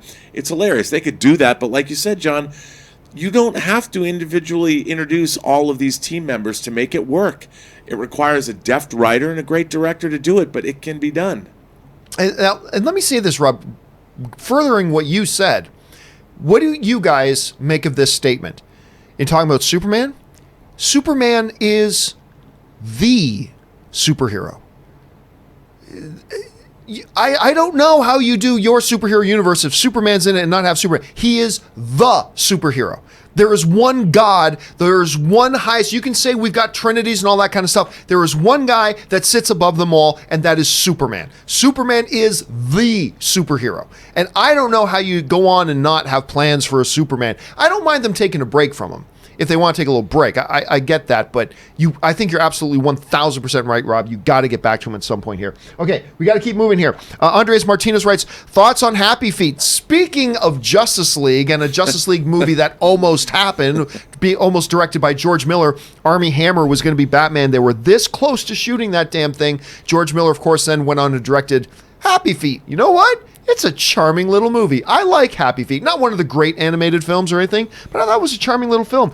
Josh Dado writes, Robert and Kris, is baseball a real sport? Someone, me, doesn't seem to think it is. I hope you're on my side with this. Love the show, John. So just so you two guys know, my assertion is that baseball is not a sport. It is a game. Much like chess is a game, much like poker is a game. I believe baseball is a game. I don't consider it a sport. Everybody else in the world does. What do you guys say? It's one of the great American sports, if not one of the greatest sports ever known to man. Chris? It's yet another thing I don't understand, so it is part of sports ball. Part of sports ball. There we go. Okay, next up. Sully writes, what was the outcome of your panel at San Diego Comic-Con? What ideas did you guys come up with for the future of comic book movies? Well, one of the things that we basically said were some of the things we echoed here. You have to start doing something different. You can't just do what you've always done. Endgame was the fulfillment of the promise of what comic book movies could be. Not that it was the best comic book movie, but it had everything in it that comic book fans dreamed you could have in a comic book movie. But now that you've done that for 11 years and 20 plus films and whatever, where do you go now? Do you just keep doing the same thing? And we've already talked about in this show, you got to expand. You got to look for new audiences. You have to try things that you've never done before. And everybody on the panel said things in different ways to that effect. But I think the bottom line thing was, if you just keep doing what you're doing, you'll be fine for a while, but eventually you'll die. If you just keep doing what you're doing. And the illustration that I brought up at the panel was Apple. You know, Apple, I can't remember what specific model of the iPod that they had, but they had an iPod that was their number one selling product worldwide overall, period. And while it was their number one product, they killed it to move on to something else because they wanted to be ahead of the curve. When they released their iMac, they were the first major computer to release a machine that did not have a floppy drive on it. The little square discs, remember those? They were the first one to do it, and everybody ridiculed them, saying, how's your computer even useful if it doesn't have a floppy drive? Because they were thinking ahead. They know we just can't keep doing what we're doing. We got to change. And that's now that way of thinking made them the biggest company in the world. And I think that's how comic book movies, both Marvel and DC, need to look at it. We can't just continue to do what we've done, even though it's still successful right now. We can't just keep doing the same thing. We got to change it up, and I think that's what we're seeing them do. All right, Mark C. writes, I have read the Superman flyby script. After the Abrams news, I wiped away tears, had a eulogy, and declared Superman dead. Have either of you or Rob read the script, and what did you think? I have never read the Superman flyby script. I know Schnepp did, at one time. He taught Schnepp, if I'm not mistaken, Rob, he actually quite liked the Flyby script. He actually thought it was pretty good, did he not? Yes, he did, and I've actually read it as well. And I assume you mean with Tizor and there's some interesting stuff in it, and there's stuff that's been drawn upon in it, but it's not great. I didn't think it was great, but there's a really interesting the battle at the end, where you've got the battles of two heat visions, and the heat is causing buildings to melt. There's some really cool stuff in it, but I don't think it all hangs together. I never read it, but the term flyby sounds like a Kryptonian gang move. So, like, I'm not sure how I feel about that. Although, remember this, too. That was years ago. Yeah. And that's a huge if J.J. Abrams is doing another Superman, it doesn't necessarily mean he's just going to go and do Flyby. That was during a certain time, and now things are different with Superman now. He might do something completely different, so just keep that in mind. All right, next up, Nick Markin sends in a really big super chat. Thank you for supporting the channel at that level, Nick. And Nick writes, "Hey, John, news has come out that J.J. Abrams is working on a new Superman movie and Green Lantern movie. Warner Brothers has been talking about making a new Green Lantern movie for a few now. What are your thoughts on this news?" Well, we talked about that off the top. That was our main topic of the show today. But, you know, one of the angles that we didn't cover, guys, we've been really focusing more on Superman. We've been talking more about Superman because he is the superhero. There's been talk in the last year or two about the fact that Tom Cruise was interested in doing a Green Lantern at one point. We've seen different actors in Hollywood lobbying to try to get the role of a Green Lantern and get a Green Lantern movie made and all that kind of stuff. We haven't really looked at it from the angle of, because included in the story is Green Lantern, that he wants to come in and do this Green Lantern thing. Rob, what would you think about JJ maybe coming in? Again, let's just, for the sake of the discussion right now, say that, sure, news is true. I don't think it is, but let's just, for the sake of the discussion, say it is. What would you think about the idea of a JJ approaching a Green Lantern Corps kind of movie? I love the idea, frankly. I mean, I think J.J. Abrams could do a great job with the Green Lantern Corps because it's a superhero movie crossed with potentially Star Wars, that kind of a thing. And, you know, if you think about the Green Lanterns of Earth, you could have Tom Cruise play Hal Jordan because you've got Hal Jordan, Jon Stewart, Kyle Rayner, Guy Gardner. I mean, we have a long litany of, well, maybe not a long litany, but we have a litany of guys who've played, and we can get girls too, to play part of the Green Lantern Corps here on Earth. Different characters, different age groups. I think a Green Lantern Corps film could be really cool. I really do. I've always wanted to see that. I am a Green Lantern apologist as far as the Martin Campbell directed movie. I think there's a lot in it that it has a huge tonal problem with the villains. But I think what they did with Oa and all that, I loved all that stuff. I think Green Lantern was 50% of the promise of Green Lantern and 50% gobbledygook. But there's enough there that I enjoy it, and I love the concept. Talk about Jeff Johns, what his run on Green Lantern was, man, I ate that up. I own it all in hardcover. I love that run. I'd love to see the Green Lantern Corps. Bring it on. By the way, while I did not like the Green Lantern movie, and I do not think it was a good movie, I didn't dislike it as much as most people did. It had some horrible things in it. But I thought Ryan Reynolds was great in it. I really did, and I loved all the stuff on Noah. Anyway, Kat, what would you think about the possibility of a J.J. Abrams doing a Green Lantern Kat movie? again today. Ooh. Still Kat Dennings. I was hoping you wouldn't catch that. I think it would work really well because, I mean, what's the Corps if not, Starfleet, basically? I think it'd be a really, really great thing to have him on board. And I'm really excited to have the movie kind of redeemed, too, because so many people do have a bad taste in their mouth still from Green Lantern. And to explore all those other Green Lantern options, like Rob was saying. I'd love to see Jon Stewart. That's the Green Lantern that I first got acquainted with. And then my senior thesis that I wrote on women in refrigerator syndrome, got to write about Green Lantern again. So I want to see all these different guys come together. Here's an interesting, to me, I mean, Hal Jordan is Green Lantern to me. He just is. He is the quintessential Green Lantern. But I'll tell you what, I remember, I love one of the best comic stories I've read in years is actually the Injustice Gods Among Us story, comic story. It's one of the best things. It's one of the best written things I've read in years. But I remember, I also really like the Kyle Rayner Green Lantern. And in that story, Kyle Rayner pops up at the beginning of one of them. And it's like, oh, he's returning to Earth after saving a couple of worlds, right? And he's on his way back to Earth. And it's his first introduction in the series, the Kyle Rayner Green Lantern. And he shows up and he gets intercepted by Sinestro and his yellow Lantern Corps. And they have a quick conversation, and then they murder him, and he's dead. And it's gone. It's like, oh, Kyle Rayner only got to be around for like a couple of pages. That sucks. Anyway, so again, I don't think this is something that's going to happen. I don't think it's something that's true, although there is some stuff there that suggests maybe it will. And the Green Lantern thing certainly is an intriguing possibility. And maybe it's true with Tom Cruise as an older Hal Jordan that maybe takes on a younger John Stewart to teach him the ropes of being a Green Lantern. Who knows? Lots of possibilities. All right. Last question today with having Kris and Rob here. The Metal Vegan writes, any news on the Capone movie with Tom Hardy?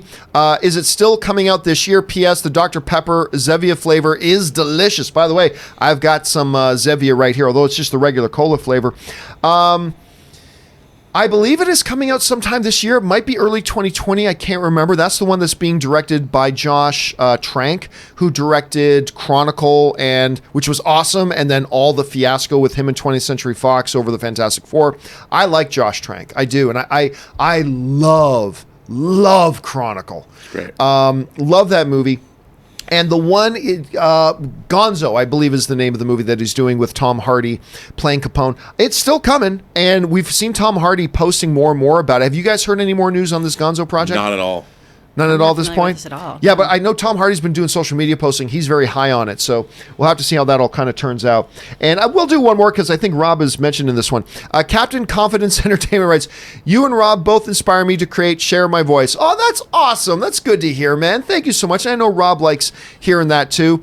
And that will do it, guys, for having, Kris/Kat and Rob here. Guys, thanks so much for being here. I know you guys have other things you need to get to today. Rob, first of all, starting with you, where can people find you online? You can find me on Twitter at BurnettRM, find me on Instagram at RMBurnett, or find me on my own YouTube channel on The Burnett Work.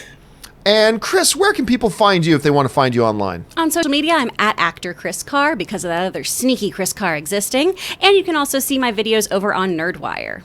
All right, guys, thanks so much for being here, and we will talk to you guys later. As for us, guys, we're going to keep going on and keep getting to more of your live questions for at least another half hour or so. So let's keep this thing rolling. All right, next up is Nick Markins, who writes, hey, John, back in 2016, you said that you liked X-Men Apocalypse. No, I did not. Now that the Fox X-Men movies have concluded, what are your thoughts on X-Men Apocalypse? If you actually go back and watch my initial review that I did of X-Men Apocalypse back at the last place that I worked, you'll see that I very clearly came out and said, hey, there are good things about this movie, but I was underwhelmed and disappointed by it.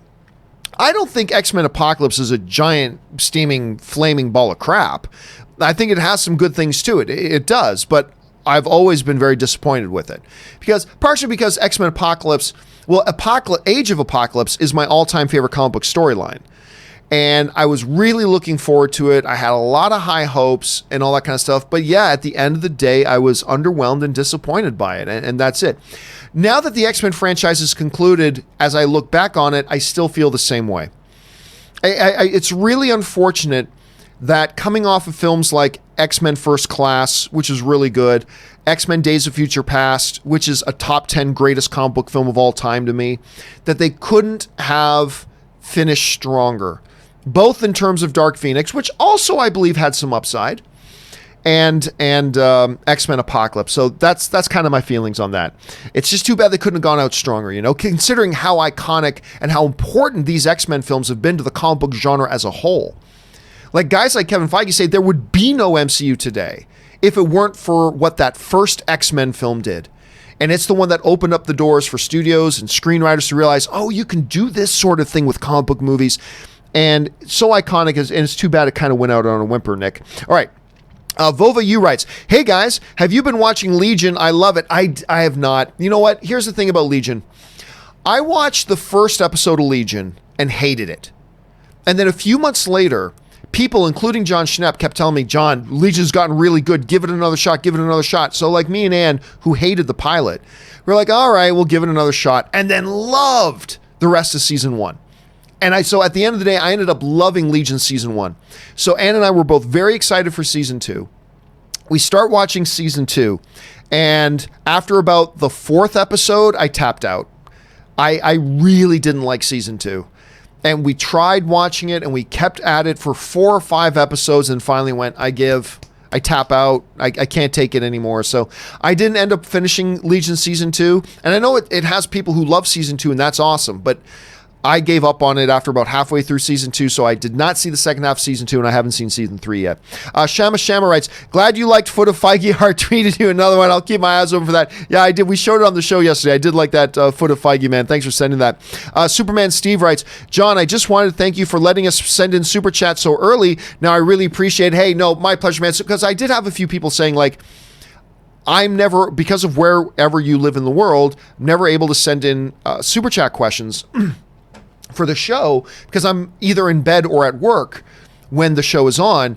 So what we did was the one day last week, just because of convenience for me, because I didn't want to post it the next morning, we set up the live stream the night before the show. And apparently that's helped a lot of people who've normally not been able to send in questions have now been able to send in questions. And it's great for me because now it gives me a little bit more free time in the morning of the show, so I don't have to set up the live stream. So it's been a win-win, and I'm glad it's been working out for you, Superman Steve. All right, Superman Steve follows up with, I wish I could be awake when the show goes live, but unfortunately it's like 3 a.m. in Australia. LOL, I am fast asleep. Totally understand, man. I totally understand. Thanks for sharing that, dude. All right, Static Space Sean writes, better actor, Tom Hanks or DiCaprio? It's funny, somebody just asked that same thing. Again, I will lean towards Hanks. There is no wrong answer, though. I'm not going to look at you funny if you say Leonardo DiCaprio, because I'm close to saying DiCaprio myself. But just by a razor-thin margin, right now I'll lean towards Tom Hanks. Anthony R. writes, morning, everyone. First, I want to say to Kris that you are awesome. I will make sure I pass that along to Kris, Anthony. I want to say to Kris that you are awesome for liking the 90s Spider-Man cartoon and actually appreciating Marvel and DC animation. Unlike someone, cough, cough, excuse me. Yeah, I do not like, I make everybody mad at me because I don't like Marvel or DC animated stuff. There are exceptions. I like the Doctor Strange animated movie. Under the Red Hood is a good one. There are exceptions. There are a couple of animated things I like, but for the most part, I don't like either of them, but Kris is an avid fan of all the animated stuff. She actually likes it a lot. So I'll make sure, Anthony, that I pass it along to her. I'm sure she's going to get a kick out of hearing that. Then Anthony R. writes, I noticed that Rob seems to be the geekier one of the two of you when it comes to comic movies. Like he appreciates the far more out there things, and you seem to like your comic movies to be more grounded. I think that's accurate. I don't think one is more geekier than the other. I just think that because I've always said this, I love the idea of the fantastical within the mundane. The mundane within the mundane isn't so cool. The fantastical within the fantastical isn't so much, but I love the fantastical within the mundane. And when comic book movies or whatever go too far out there, I think you're alienating a lot of the potential audience.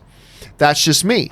From Rob's point of view, the more wild you go out there, the more stretching of the imagination and all the better. So that's Rob's point of view in that. I don't think one is particularly more geeky than the other. It's just a certain preference or taste for, where do the limits go within these geeky movies? Which direction do we prefer them going in? And I just think the more grounded you make them, the more wondrous they are. That's how I feel about it. The more grounded you make them, the more wondrous they are. Like when I'm watching Spider-Man 2, that's a world where there's no other superheroes. It's a very grounded world, all that kind of stuff. It just makes Spider-Man doing the simplest thing like swinging through the city seem all that more fantastic. You know what I mean?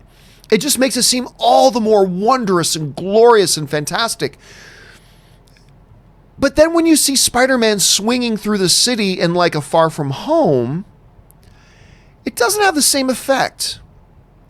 To me. At any rate, not the same effect. Don't get me wrong, I really enjoy Farm. I'm not talking about the movie as a whole. I just mean that one little element, It's when you have the fantastical within the mundane, that works better for me. But for a lot of people like Rob, it works better on a different level. And that's all good. It's all good. We're all being made happy at this point, Anthony. All right. The Bab C writes, I really hope the Superman rumor is true. I can't get enough of Superman. I'm 41 and still sleep with my Superman pillowcase. Good on ya, Bab BC. Good on you for that. I don't happen to have any Superman pillowcases myself. I do have a couple of my Superman shirts, including my Canadian Superman shirt, which I love and adore. But yeah, look, again, I don't think that news is true. I don't think it's true. But there's enough circumstantial evidence there that you would not be called crazy for thinking it's true. And even though I don't think it's true, God, I would love it to be true. I am all about that news being true, man. I would love it if it's true. All right, Donaldo Martinez writes, good morning, Mr. Campea. There is a new show on Netflix called The Taco Chronicles. Really? Do not watch on an empty stomach. You will get hungry. I have not heard of this show. I know Netflix is trying to get more into the food show type of craze. They've got some really great food and chef related shows actually on Netflix that I know Ann watches those things like crazy, and I've seen a few of them and they look wonderful. That's one I've not heard of, but I'll have to, if Ann isn't already watching this, I got to mention this one to Ann because she loves these types of shows, and I'll have to see if I can put that one on her radar. Thank you for bringing that up. By the way, on Netflix as well is Jon Favreau's new show, Chef, not to be confused with his movie. And it's basically a food show. So entertaining, so fun. Anyway, TNS93 writes, I never knew how many words I used till super chatting, because right, because depending on what you super chat in, it has a certain character limitation. Reminds me of back in the day when Twitter used to have like 140 character limit. It's like, man, I didn't realize how difficult it was to put in a full thought in a small amount of frame, in a really small frame, until I was using Twitter. Now Twitter doubled the amount of that, which I think is great. But you're right, I can see how that comes into play, T-Ness. All right, Keegan Haynes writes, Spider-Man should hit 1 billion by the end of the week. Wow, I know it's crazy. It's already, Spider-Man Far From Home is already the highest grossing Spider-Man film of all time, which is an accumulative effect, but still, that's totally worth noting. And is going to join the $1 billion club, which I thought it would for a long time. It's not going to cross it by much, but it's going to cross it. And couldn't be happier for it, man. Couldn't be happier for it.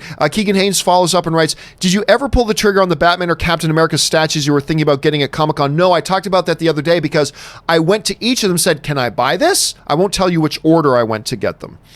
But I went to one, said, can I buy this? And they're like, no, it's not actually going to ship until mid-2020. I'm like, are you effing? And that's just not how I buy things. I'm an instant gratification guy. I got to be able to pick it up, take it home with me right now. And if I can't, I don't buy it. So then I went to the other one, said, can I buy this right now? No, this will ship in like February of 2020. So I actually didn't end up getting either of them. I would have bought one. It would have been the first thing I bought at Comic-Con in like 7 years. And I was going to do it. But neither of them were available, so I'm like, screw it, and I just moved on. Carlos Herrera writes, if you're happy and you know it, clap your hands. Love the show. Thank you so much, Carlos. I appreciate that, and I'll clap my hands. Thank you so much, man. We love having you here, and thank you for the kind words. I appreciate that, dude. All right, Mike Hill writes, if report is true, I hope Cavill returns, please. Oh, you and me both, man. I don't think it's going to happen, though. I think we will never see Henry Cavill as Superman again. You know what? I'll say this. I'm about to give a minor spoiler away for Shazam, but it finishes theatrical run. It's been on home video for a bit now. If you haven't seen Shazam, then you're probably not interested in it. So, warning, a little bit of a Shazam spoiler here. But you guys know at the end of the movie, the post credits, Superman shows up at Billy's school. And they show Superman, but not his face. If Henry Cavill was still going to be in there, they would have had him in there. And I don't think he is. But, oh my God, if they ever do announce he's coming back, I'm throwing a party on this show because he's my all-time favorite Superman. All right, the Bearded One writes, hello, your show is awesome. Thank you, Bearded One. Last night I got drunk with some friends and had a great time. And to end my night, I watched your shows. I watched all the shows that I missed. What a perfect way to do it. Then you know what? Maybe that's the best way is to watch the John Campea Show drunk. That might just be the best way. Maybe I came across as a little more entertaining while you're a little bit buzzed. I don't know. But seriously, man, thank you for the kind words. And I'm glad that you make the John Campea Show a part of your day. I know I appreciate it. I'm sure Rob appreciates. So does Kris. So thank you, my friend. I appreciate that, man. And I hope you don't have too bad of a hangover. All right, Chris Miner writes, Fantastic Four Dreamcast. Jerry as Mr. Fantastic. George... the Seinfeld. Jerry is Mr. Fantastic. George is the Thing. Elaine is Invisible Woman. And Kramer is the Human Torch. I'm telling you what right now, Kris. I don't know that there's an amount of money that I would not pay to go and watch that movie. If you were to tell me they made the movie a Fantastic Four with the cast of Seinfeld, the characters of Seinfeld, but you said the ticket is $500, I think I'm writing a check for $500. I think I'm paying that amount of money. I would be so down to see that. All right, Zaya writes, people say movie stars are fading or almost gone. What movie stars back in the day would guaranteed a movie would become successful or make money? There were a number of them back in the day because that was kind of the thing. It was all depending on how hot was the star. Do you think Elvis Presley was put in a bunch of movies because he's a great thespian? No.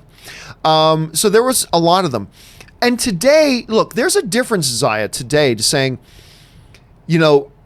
movie stars no longer guarantee big box office. That's true. But that's not to say that they don't make an impact. They do, because for a lot of average film goers now, it's not about putting in the star that guarantees box office. It's putting in a star that guarantees credibility to the movie. So like you put out a movie like, I'm trying to think of a good example. Let's just make one up. Let's say we've got a movie coming out called Green Cup. That's the name of the movie. Not Green Book, not Green Card, Green Cup. There's a movie coming out called Green Cup.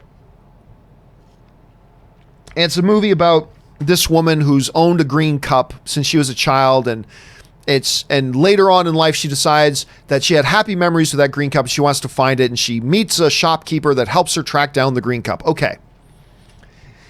Not a concept that's going to drag people out to the movies, but if you make that movie and put two no-name actors, two of them in the leads, a lot of average filmgoers are going to look at that, see that there's not even anybody in it that they recognize, and will probably shy away from the movie. However, you put Rachel McAdams in that, and then say, I don't know, a George Clooney as the shopkeeper who helps her find it. Well, putting Rachel McAdams and George Clooney in Green Cup will not guarantee that the movie's going to be a hit, but it'll make it a lot more credible in the eyes of the audience, and a lot more of them will have the potential of coming out to see it because they recognize the people that are in it.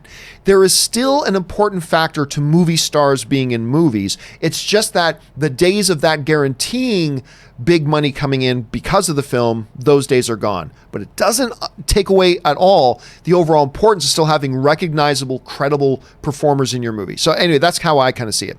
All right, Bearded One writes, I rewatched Brooklyn's Finest and End of Watch. Really like those movies.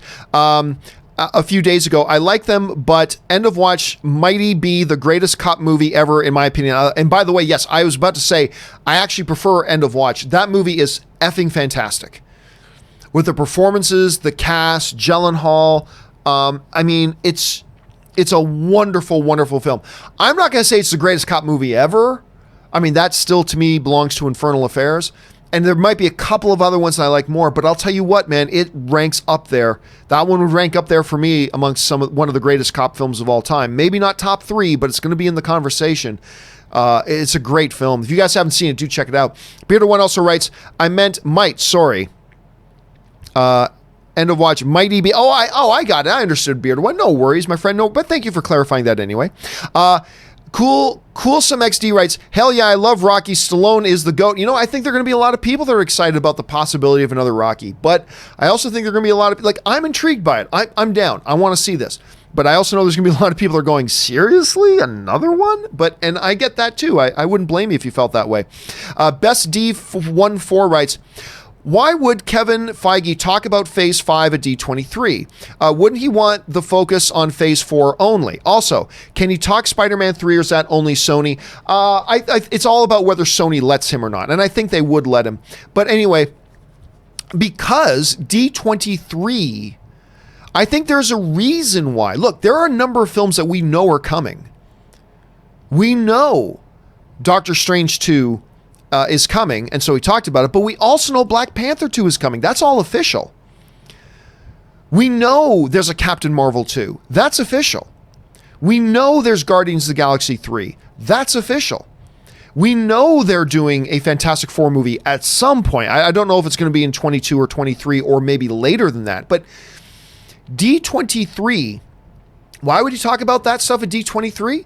Because D23 is going to be Disney's main thing they start making those big announcements at. Because D23 is theirs. They want D23 to replace Comic-Con. Now, am I guaranteeing that they're going to talk about the movies of 2022 and 2023 at D23? No, can't guarantee that.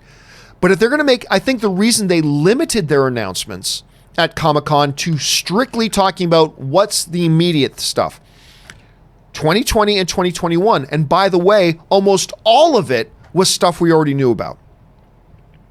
So Marvel and Kevin Feige knew, yeah, we can go to Comic-Con, only talk about stuff that everybody already knows about already. We already knew a Hawkeye series was coming. We already knew a Loki series was coming. We already knew Shang-Chi was coming. We already knew Falcon and Winter Soldier was coming. We already knew Black Widow was coming. We already knew Doctor Strange 2 was coming. We already knew a new Thor film was coming. We already knew. So they're like, okay, yeah, we can go to Comic-Con. We'll just talk about stuff at Comic-Con that everybody already knows about anyway. We'll make one big announcement. Mahershala Ali is Blade. So that was the one thing they let them have at Comic-Con. I think all the real interesting stuff, they were like, we're going to save that for our convention, D23. That's just a month later, because Disney has made no bones about it. They want D23 to replace Comic-Con. They don't want to have to go to Comic-Con. They want to do D23. I think that's why we didn't get a new Star Wars trailer at Comic-Con. I think we're going to get that at D23. Again, I don't know that for sure, but I think that's what we're going to get. So why would Kevin Feige talk about Phase 5? And phases are an irrelevant number. Phases are an arbitrary, false illusion of segments of these things. Really, it's just what new movies are coming out this year. Why would he talk about the movies of 2022 and 2023? Because they want D23 to be the big event. Comic-Con just talked about everything everybody already knew. Seriously, when you boil it down, the only things they talked about at Comic-Con was the stuff we already knew. You think that's their big announcements? Nah, man. They're going to save that for their convention, D23. Now, whether they talk about all the films coming in 2022 and 2023, who knows? But there's big stuff they didn't talk about at Comic-Con, and I do believe they're going to talk about 2023, because that's the big event to them. That's their main thing. And that's what they want to put their emphasis on. All right. Dirk Diggler writes, John and Rob, unfortunately, Rob's not here right now. Can you explain to me why some of the Star Wars and Star Trek fandom have a dislike for J.J. Abrams? Example, I enjoyed the Star Trek movies J.J. produced, and it did not have to be canon universe. Well, it's the same reason, Dirk, as anybody doesn't like any director. Not every movie is for everybody. There are some people who don't like Peter Jackson as a director. There are people who don't like the Farley brothers as directors. There are people who don't like Steven Spielberg as a director. There are people who don't like, you name the director. There are people who don't like them. Not everybody's going to like every director. So why do some people, can you explain to me why some people don't like? Because there's some people who don't like their movies. It's really, honestly, Dirk, it's no more profound than that. There are some Star Trek fans who don't like what JJ does with the Star Trek movies. Okay, so they're not going to like him. That's fine. There's nothing wrong with that. There are some Star Wars fans that don't like what JJ did with The Force Awakens. Okay. I loved it, but others didn't. Okay, so they don't like J.J. Abrams. That's just normal. That's par for the course. That's standard operating procedure. The reason some people don't like him because not everybody likes every single director, my brother. Even though I do like the Star Trek films that he directed and produced, and I do like his The Force Awakens very much. Not as much as the original trilogy, but I liked it very much. But that doesn't mean everybody does. So it's the same reason for everybody, my friend. All right. Lewis Dotson writes, with 28 movies by the end of Phase 4, do you think the 30th film in the MCU will be Avengers 5, a milestone of sorts, good day? Oh, I do. I've said that very clearly. I am very much of the belief that at D23, again, no insider information. I don't know this for a fact. This is just me as a fan speculating, just like everybody speculates. But I really do believe they're going to announce Avengers 5 at D23. And I think they're going to blow up the universe when they do it. I don't mean the cinematic universe. I mean, everybody's going to lose their minds when they do.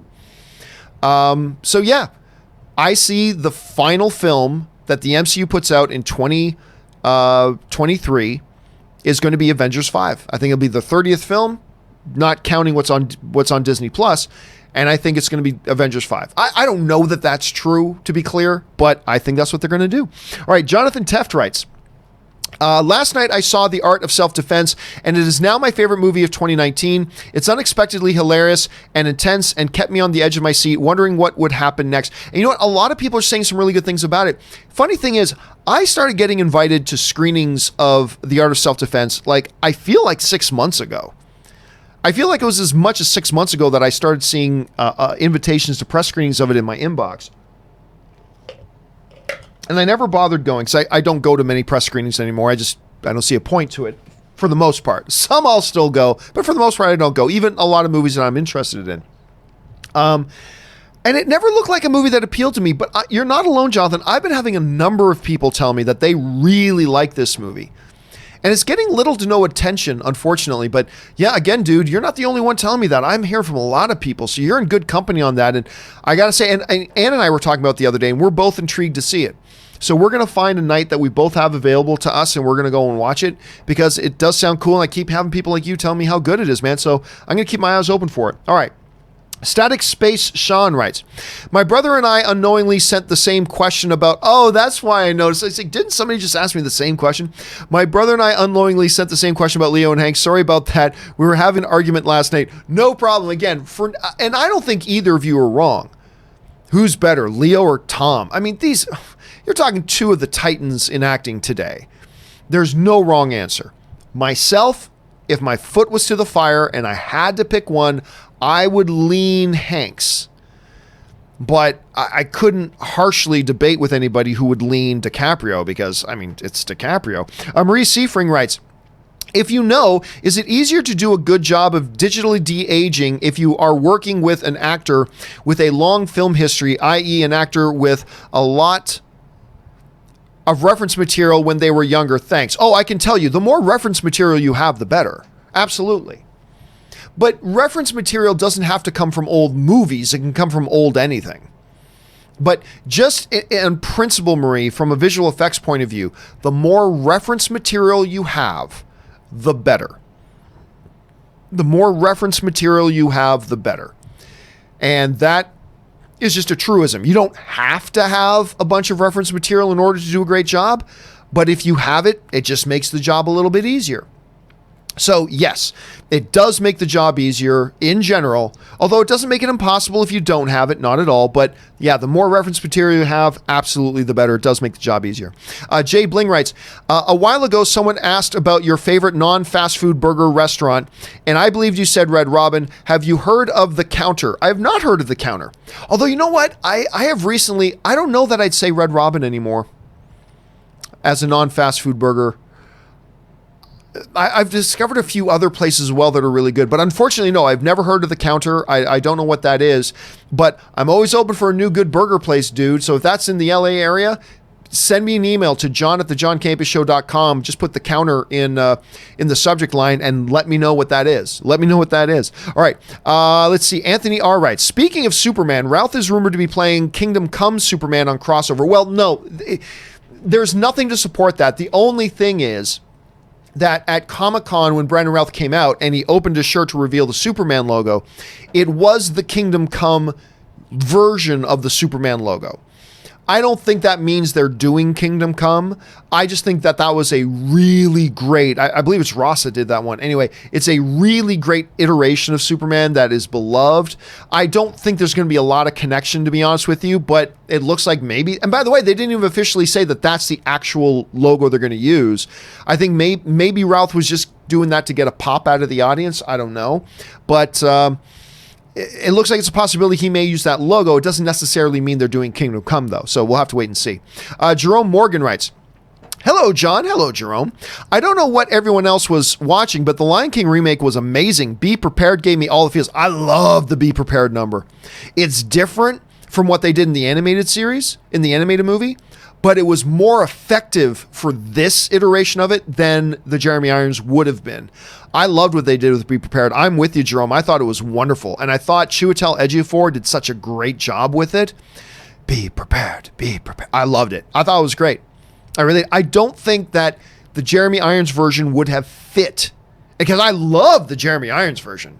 You know, my teeth and ambitions are bared. Be prepared. Anyway, the Jeremy Irons thing is perfection. But for this iteration, I really did think the Chiwetel one was more appropriate. Owen Curtis writes, in my opinion, Gambino is a better Simba than Broderick.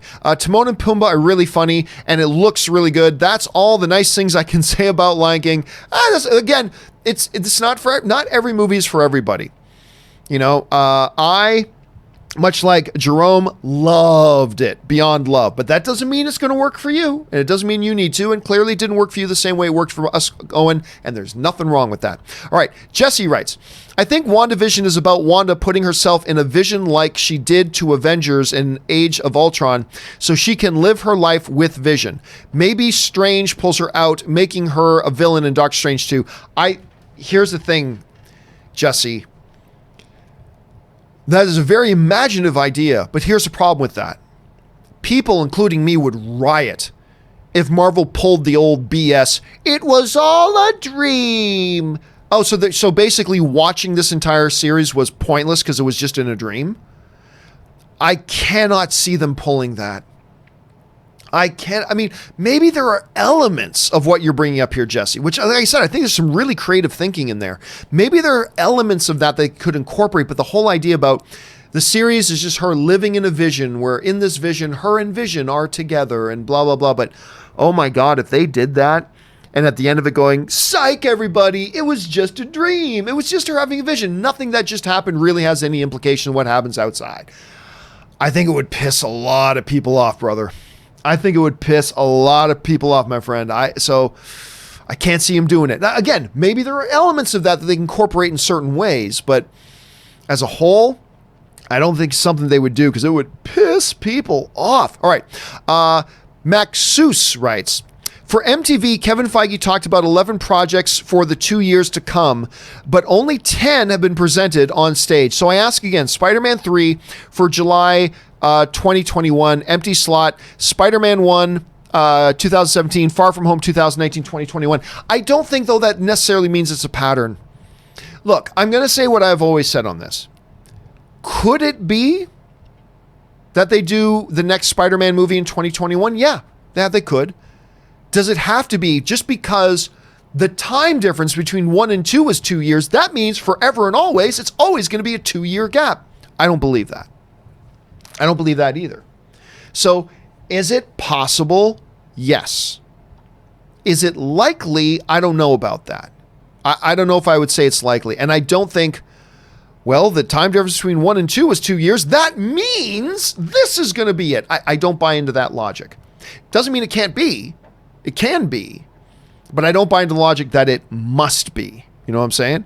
So we'll wait and see. Ryan Lohner writes, check out Joan Rivers' interview with Mr. Rogers. Every time you talk, I feel like I'm 8 years old. I can't ask you something like, do you fool around? I've never seen that. I am going to have to go back and see if I can find that. Thank you for putting that on my radar. Actually, you know what, Ryan? I'm going to do that right now. Give me a second. I'm going to bring up Joan Rivers. Mr. Rogers. I'm going to bring that up right now. There. I got up. Apparently the interview was in 1983. I've got it brought up. I'm going to watch that because I'm totally into everything that's Mr. Rogers right now. So I'm going to check that out as soon as I'm done the show. Thank you for putting that on my radar, Ryan, because I never even heard of this one. Brian Wenslov just sends in a super chat. Thank you, Brian. The Bearded One writes, JJ and Superman means a lot of lens flares. Ba ba ba ba ba. Flare, flare, flare, flare. Ba ba. Flare, flare, flare. Ba. It would. Probably a lot of lens flares. JJ loves his lens flares. Franklin Donahue writes, it's been a bittersweet con for us Ant-Man fans. If a planned Ant-Man 3 has no room in Marvel's movie slate, what are the chances they convert the ideas into a Disney Plus show in 2022 or 2023? You know, here's the thing, Franklin. I've been saying this for a while. Long before Endgame came out, actually just after Ant-Man 2, I said, because I love Ant-Man. I think Ant-Man is great. I love what they have done with him so much, and I love Paul Rudd in that role. But I said after Ant-Man 2, I feel like the Ant-Man character has now run his narrative course. I don't know if they're going to have any more plans for Ant-Man after Endgame's done. Remember, this is before I saw Endgame. And for a while now, I've said, I just don't know that there's anything really else for them to do with Ant-Man. Now that the second one's done, I think once Endgame is done, his story is kind of finished. His role to play in this universe might be done. And I said at the time, I don't think we're going to see an Ant-Man 3. And I don't think we're going to see an Ant-Man 3. Now, I don't feel super confident about that, nor do I think that's a definitive, and it's not what I want. I want an Ant-Man 3, believe me. I want more Ant-Man movies. I totally do. Also, I think it's possible that we see Ant-Man pop up in other movies. Even though they haven't announced it yet, I think it's totally possible he could pop up in one of these other series. For example, we know his connection to Falcon. So it's very well Ant-Man could pop up in The Falcon and Winter Soldier. I'm not saying he is, but I think it's possible. But I still don't think we're going to get another one. So I'm going to guess that I don't think we're going to get a Disney Plus series on Ant-Man. Although if they do, I'll be totally down for it. And I won't be completely shocked if they do. I'm leaning towards I don't think we're going to see another standalone Ant-Man thing. Either on the movie screen or on Disney Plus. Hope I'm wrong. And I don't feel totally confident about that. I think there's a chance they do, but right now I'm still thinking probably they won't. All right. Double Crit writes, Grace Randolph says, a Pocahontas live-action Disney movie will never happen due to the massive historical liberties taken. Do you agree?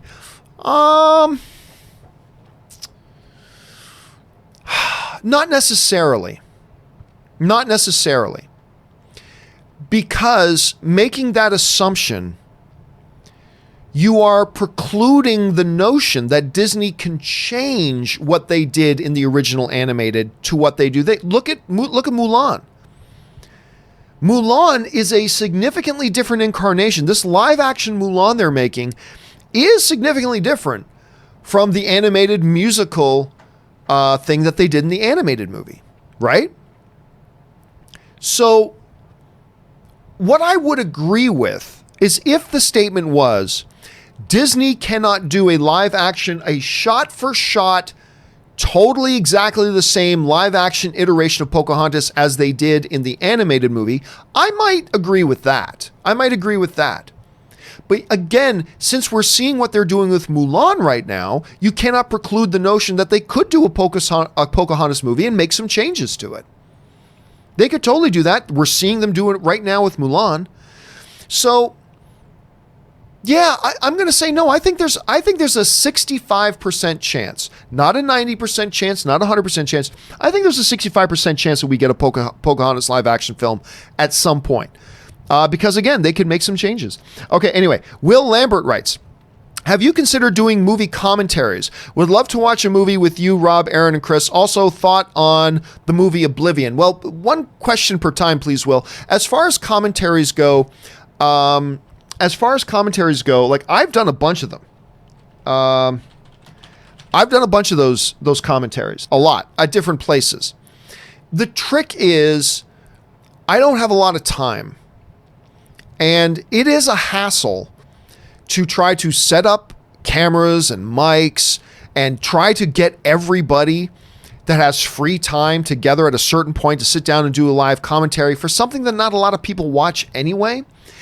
So I've said before, I think we'll probably do one or two. We'll probably, Rob and I will probably do one for Endgame. Maybe I'll bring in Kris and Aaron as well. I don't know, but I'm just not sure how I'll do it because unlike in previous places that I've worked, I don't have a staff of 15 people with dedicated tech staff and all that kind of stuff to come in and do. I don't have that, right? So it's a little trickier to do than you might think. So I'm looking at it, but I'm not sure. As far as what I thought of Oblivion, it was all right. It was a little bit of a disappointment, to be honest with you. Let's see. The King Tut 01 writes, John Wick or the Raid series, which one do you think is better? I think John Wick is better. You can make an argument that just in terms of action, that the action in the Raid is better. It's one of the greatest action films ever made as far as pure action goes. But I have always said, and people get mad at me for this, is like, once you move past the action, though, in The Raid, I don't actually find there to be a lot of supporting material. Whereas with John Wick, even if you take out the ridiculous action in John Wick, the mythology of it and all that kind of stuff, and the background of the Baba Yaga and all that, I think there's still supportive material there that you can make a movie out of, even if you take out the ridiculous action. I don't know that I feel the same way about the Raid films, to be honest with you. I love the Raid films, bonkers action, or as Robert Meyer Burnett calls them, the Rad and the Rad 2. But yeah, I'm going to lean towards, I lean definitely more towards John Wick. I just think it's a better overall movies. I think they're better overall movies. Last question of the day. Frankie Gouge writes, sounds like It Chapter 2 is really bringing on the film. It does. When you look down that list, Frankie, it does seem like, wow, this is going to be in it, and this is going to be in it, and this is going to be in it, and this. It does sound pretty wild. It sounds pretty wild. And look, I don't care if they have filthy material in it or not. I just want a great movie. This looks great. It looks great. And I'm super excited for it, and I cannot wait to see it. All right, guys, listen. For everybody who still had Super Chat questions waiting, from Adam K, Double Crit, and everybody else all the way down, do not worry. We are going to get to you. I'm going to do a companion video a little bit later today. Probably from my treadmill. I'm going to do a companion video a little bit later today that will get to all the remaining questions. If you guys sent in a question, it will get answered in a video today. Keep your eyes open for that. It will be up there in just a little bit. So thank you all you guys who did send those in. All right, guys, that will do it for me for now. Thanks so much for being here for the John Campea Show. Guys, by the way, since you're here, I know every YouTube video says this, but honestly, since you're here, if you haven't done it yet, take a second, click that subscribe button, become a subscriber to the YouTube channel. Also, if you want to support the channel in another way as well, we do have a Patreon campaign. Just go to patreon.com/John Campea. We got a Facebook group and some stuff that we do there, audio-only versions of the podcasts for people who are Patreon supporters as well. Go check that out. And don't forget, we will be back again tomorrow here for another installment of the John Campea Show. Guys, thanks so much for being here. My name is John Campea, and until my companion video a little bit later today, bye-bye.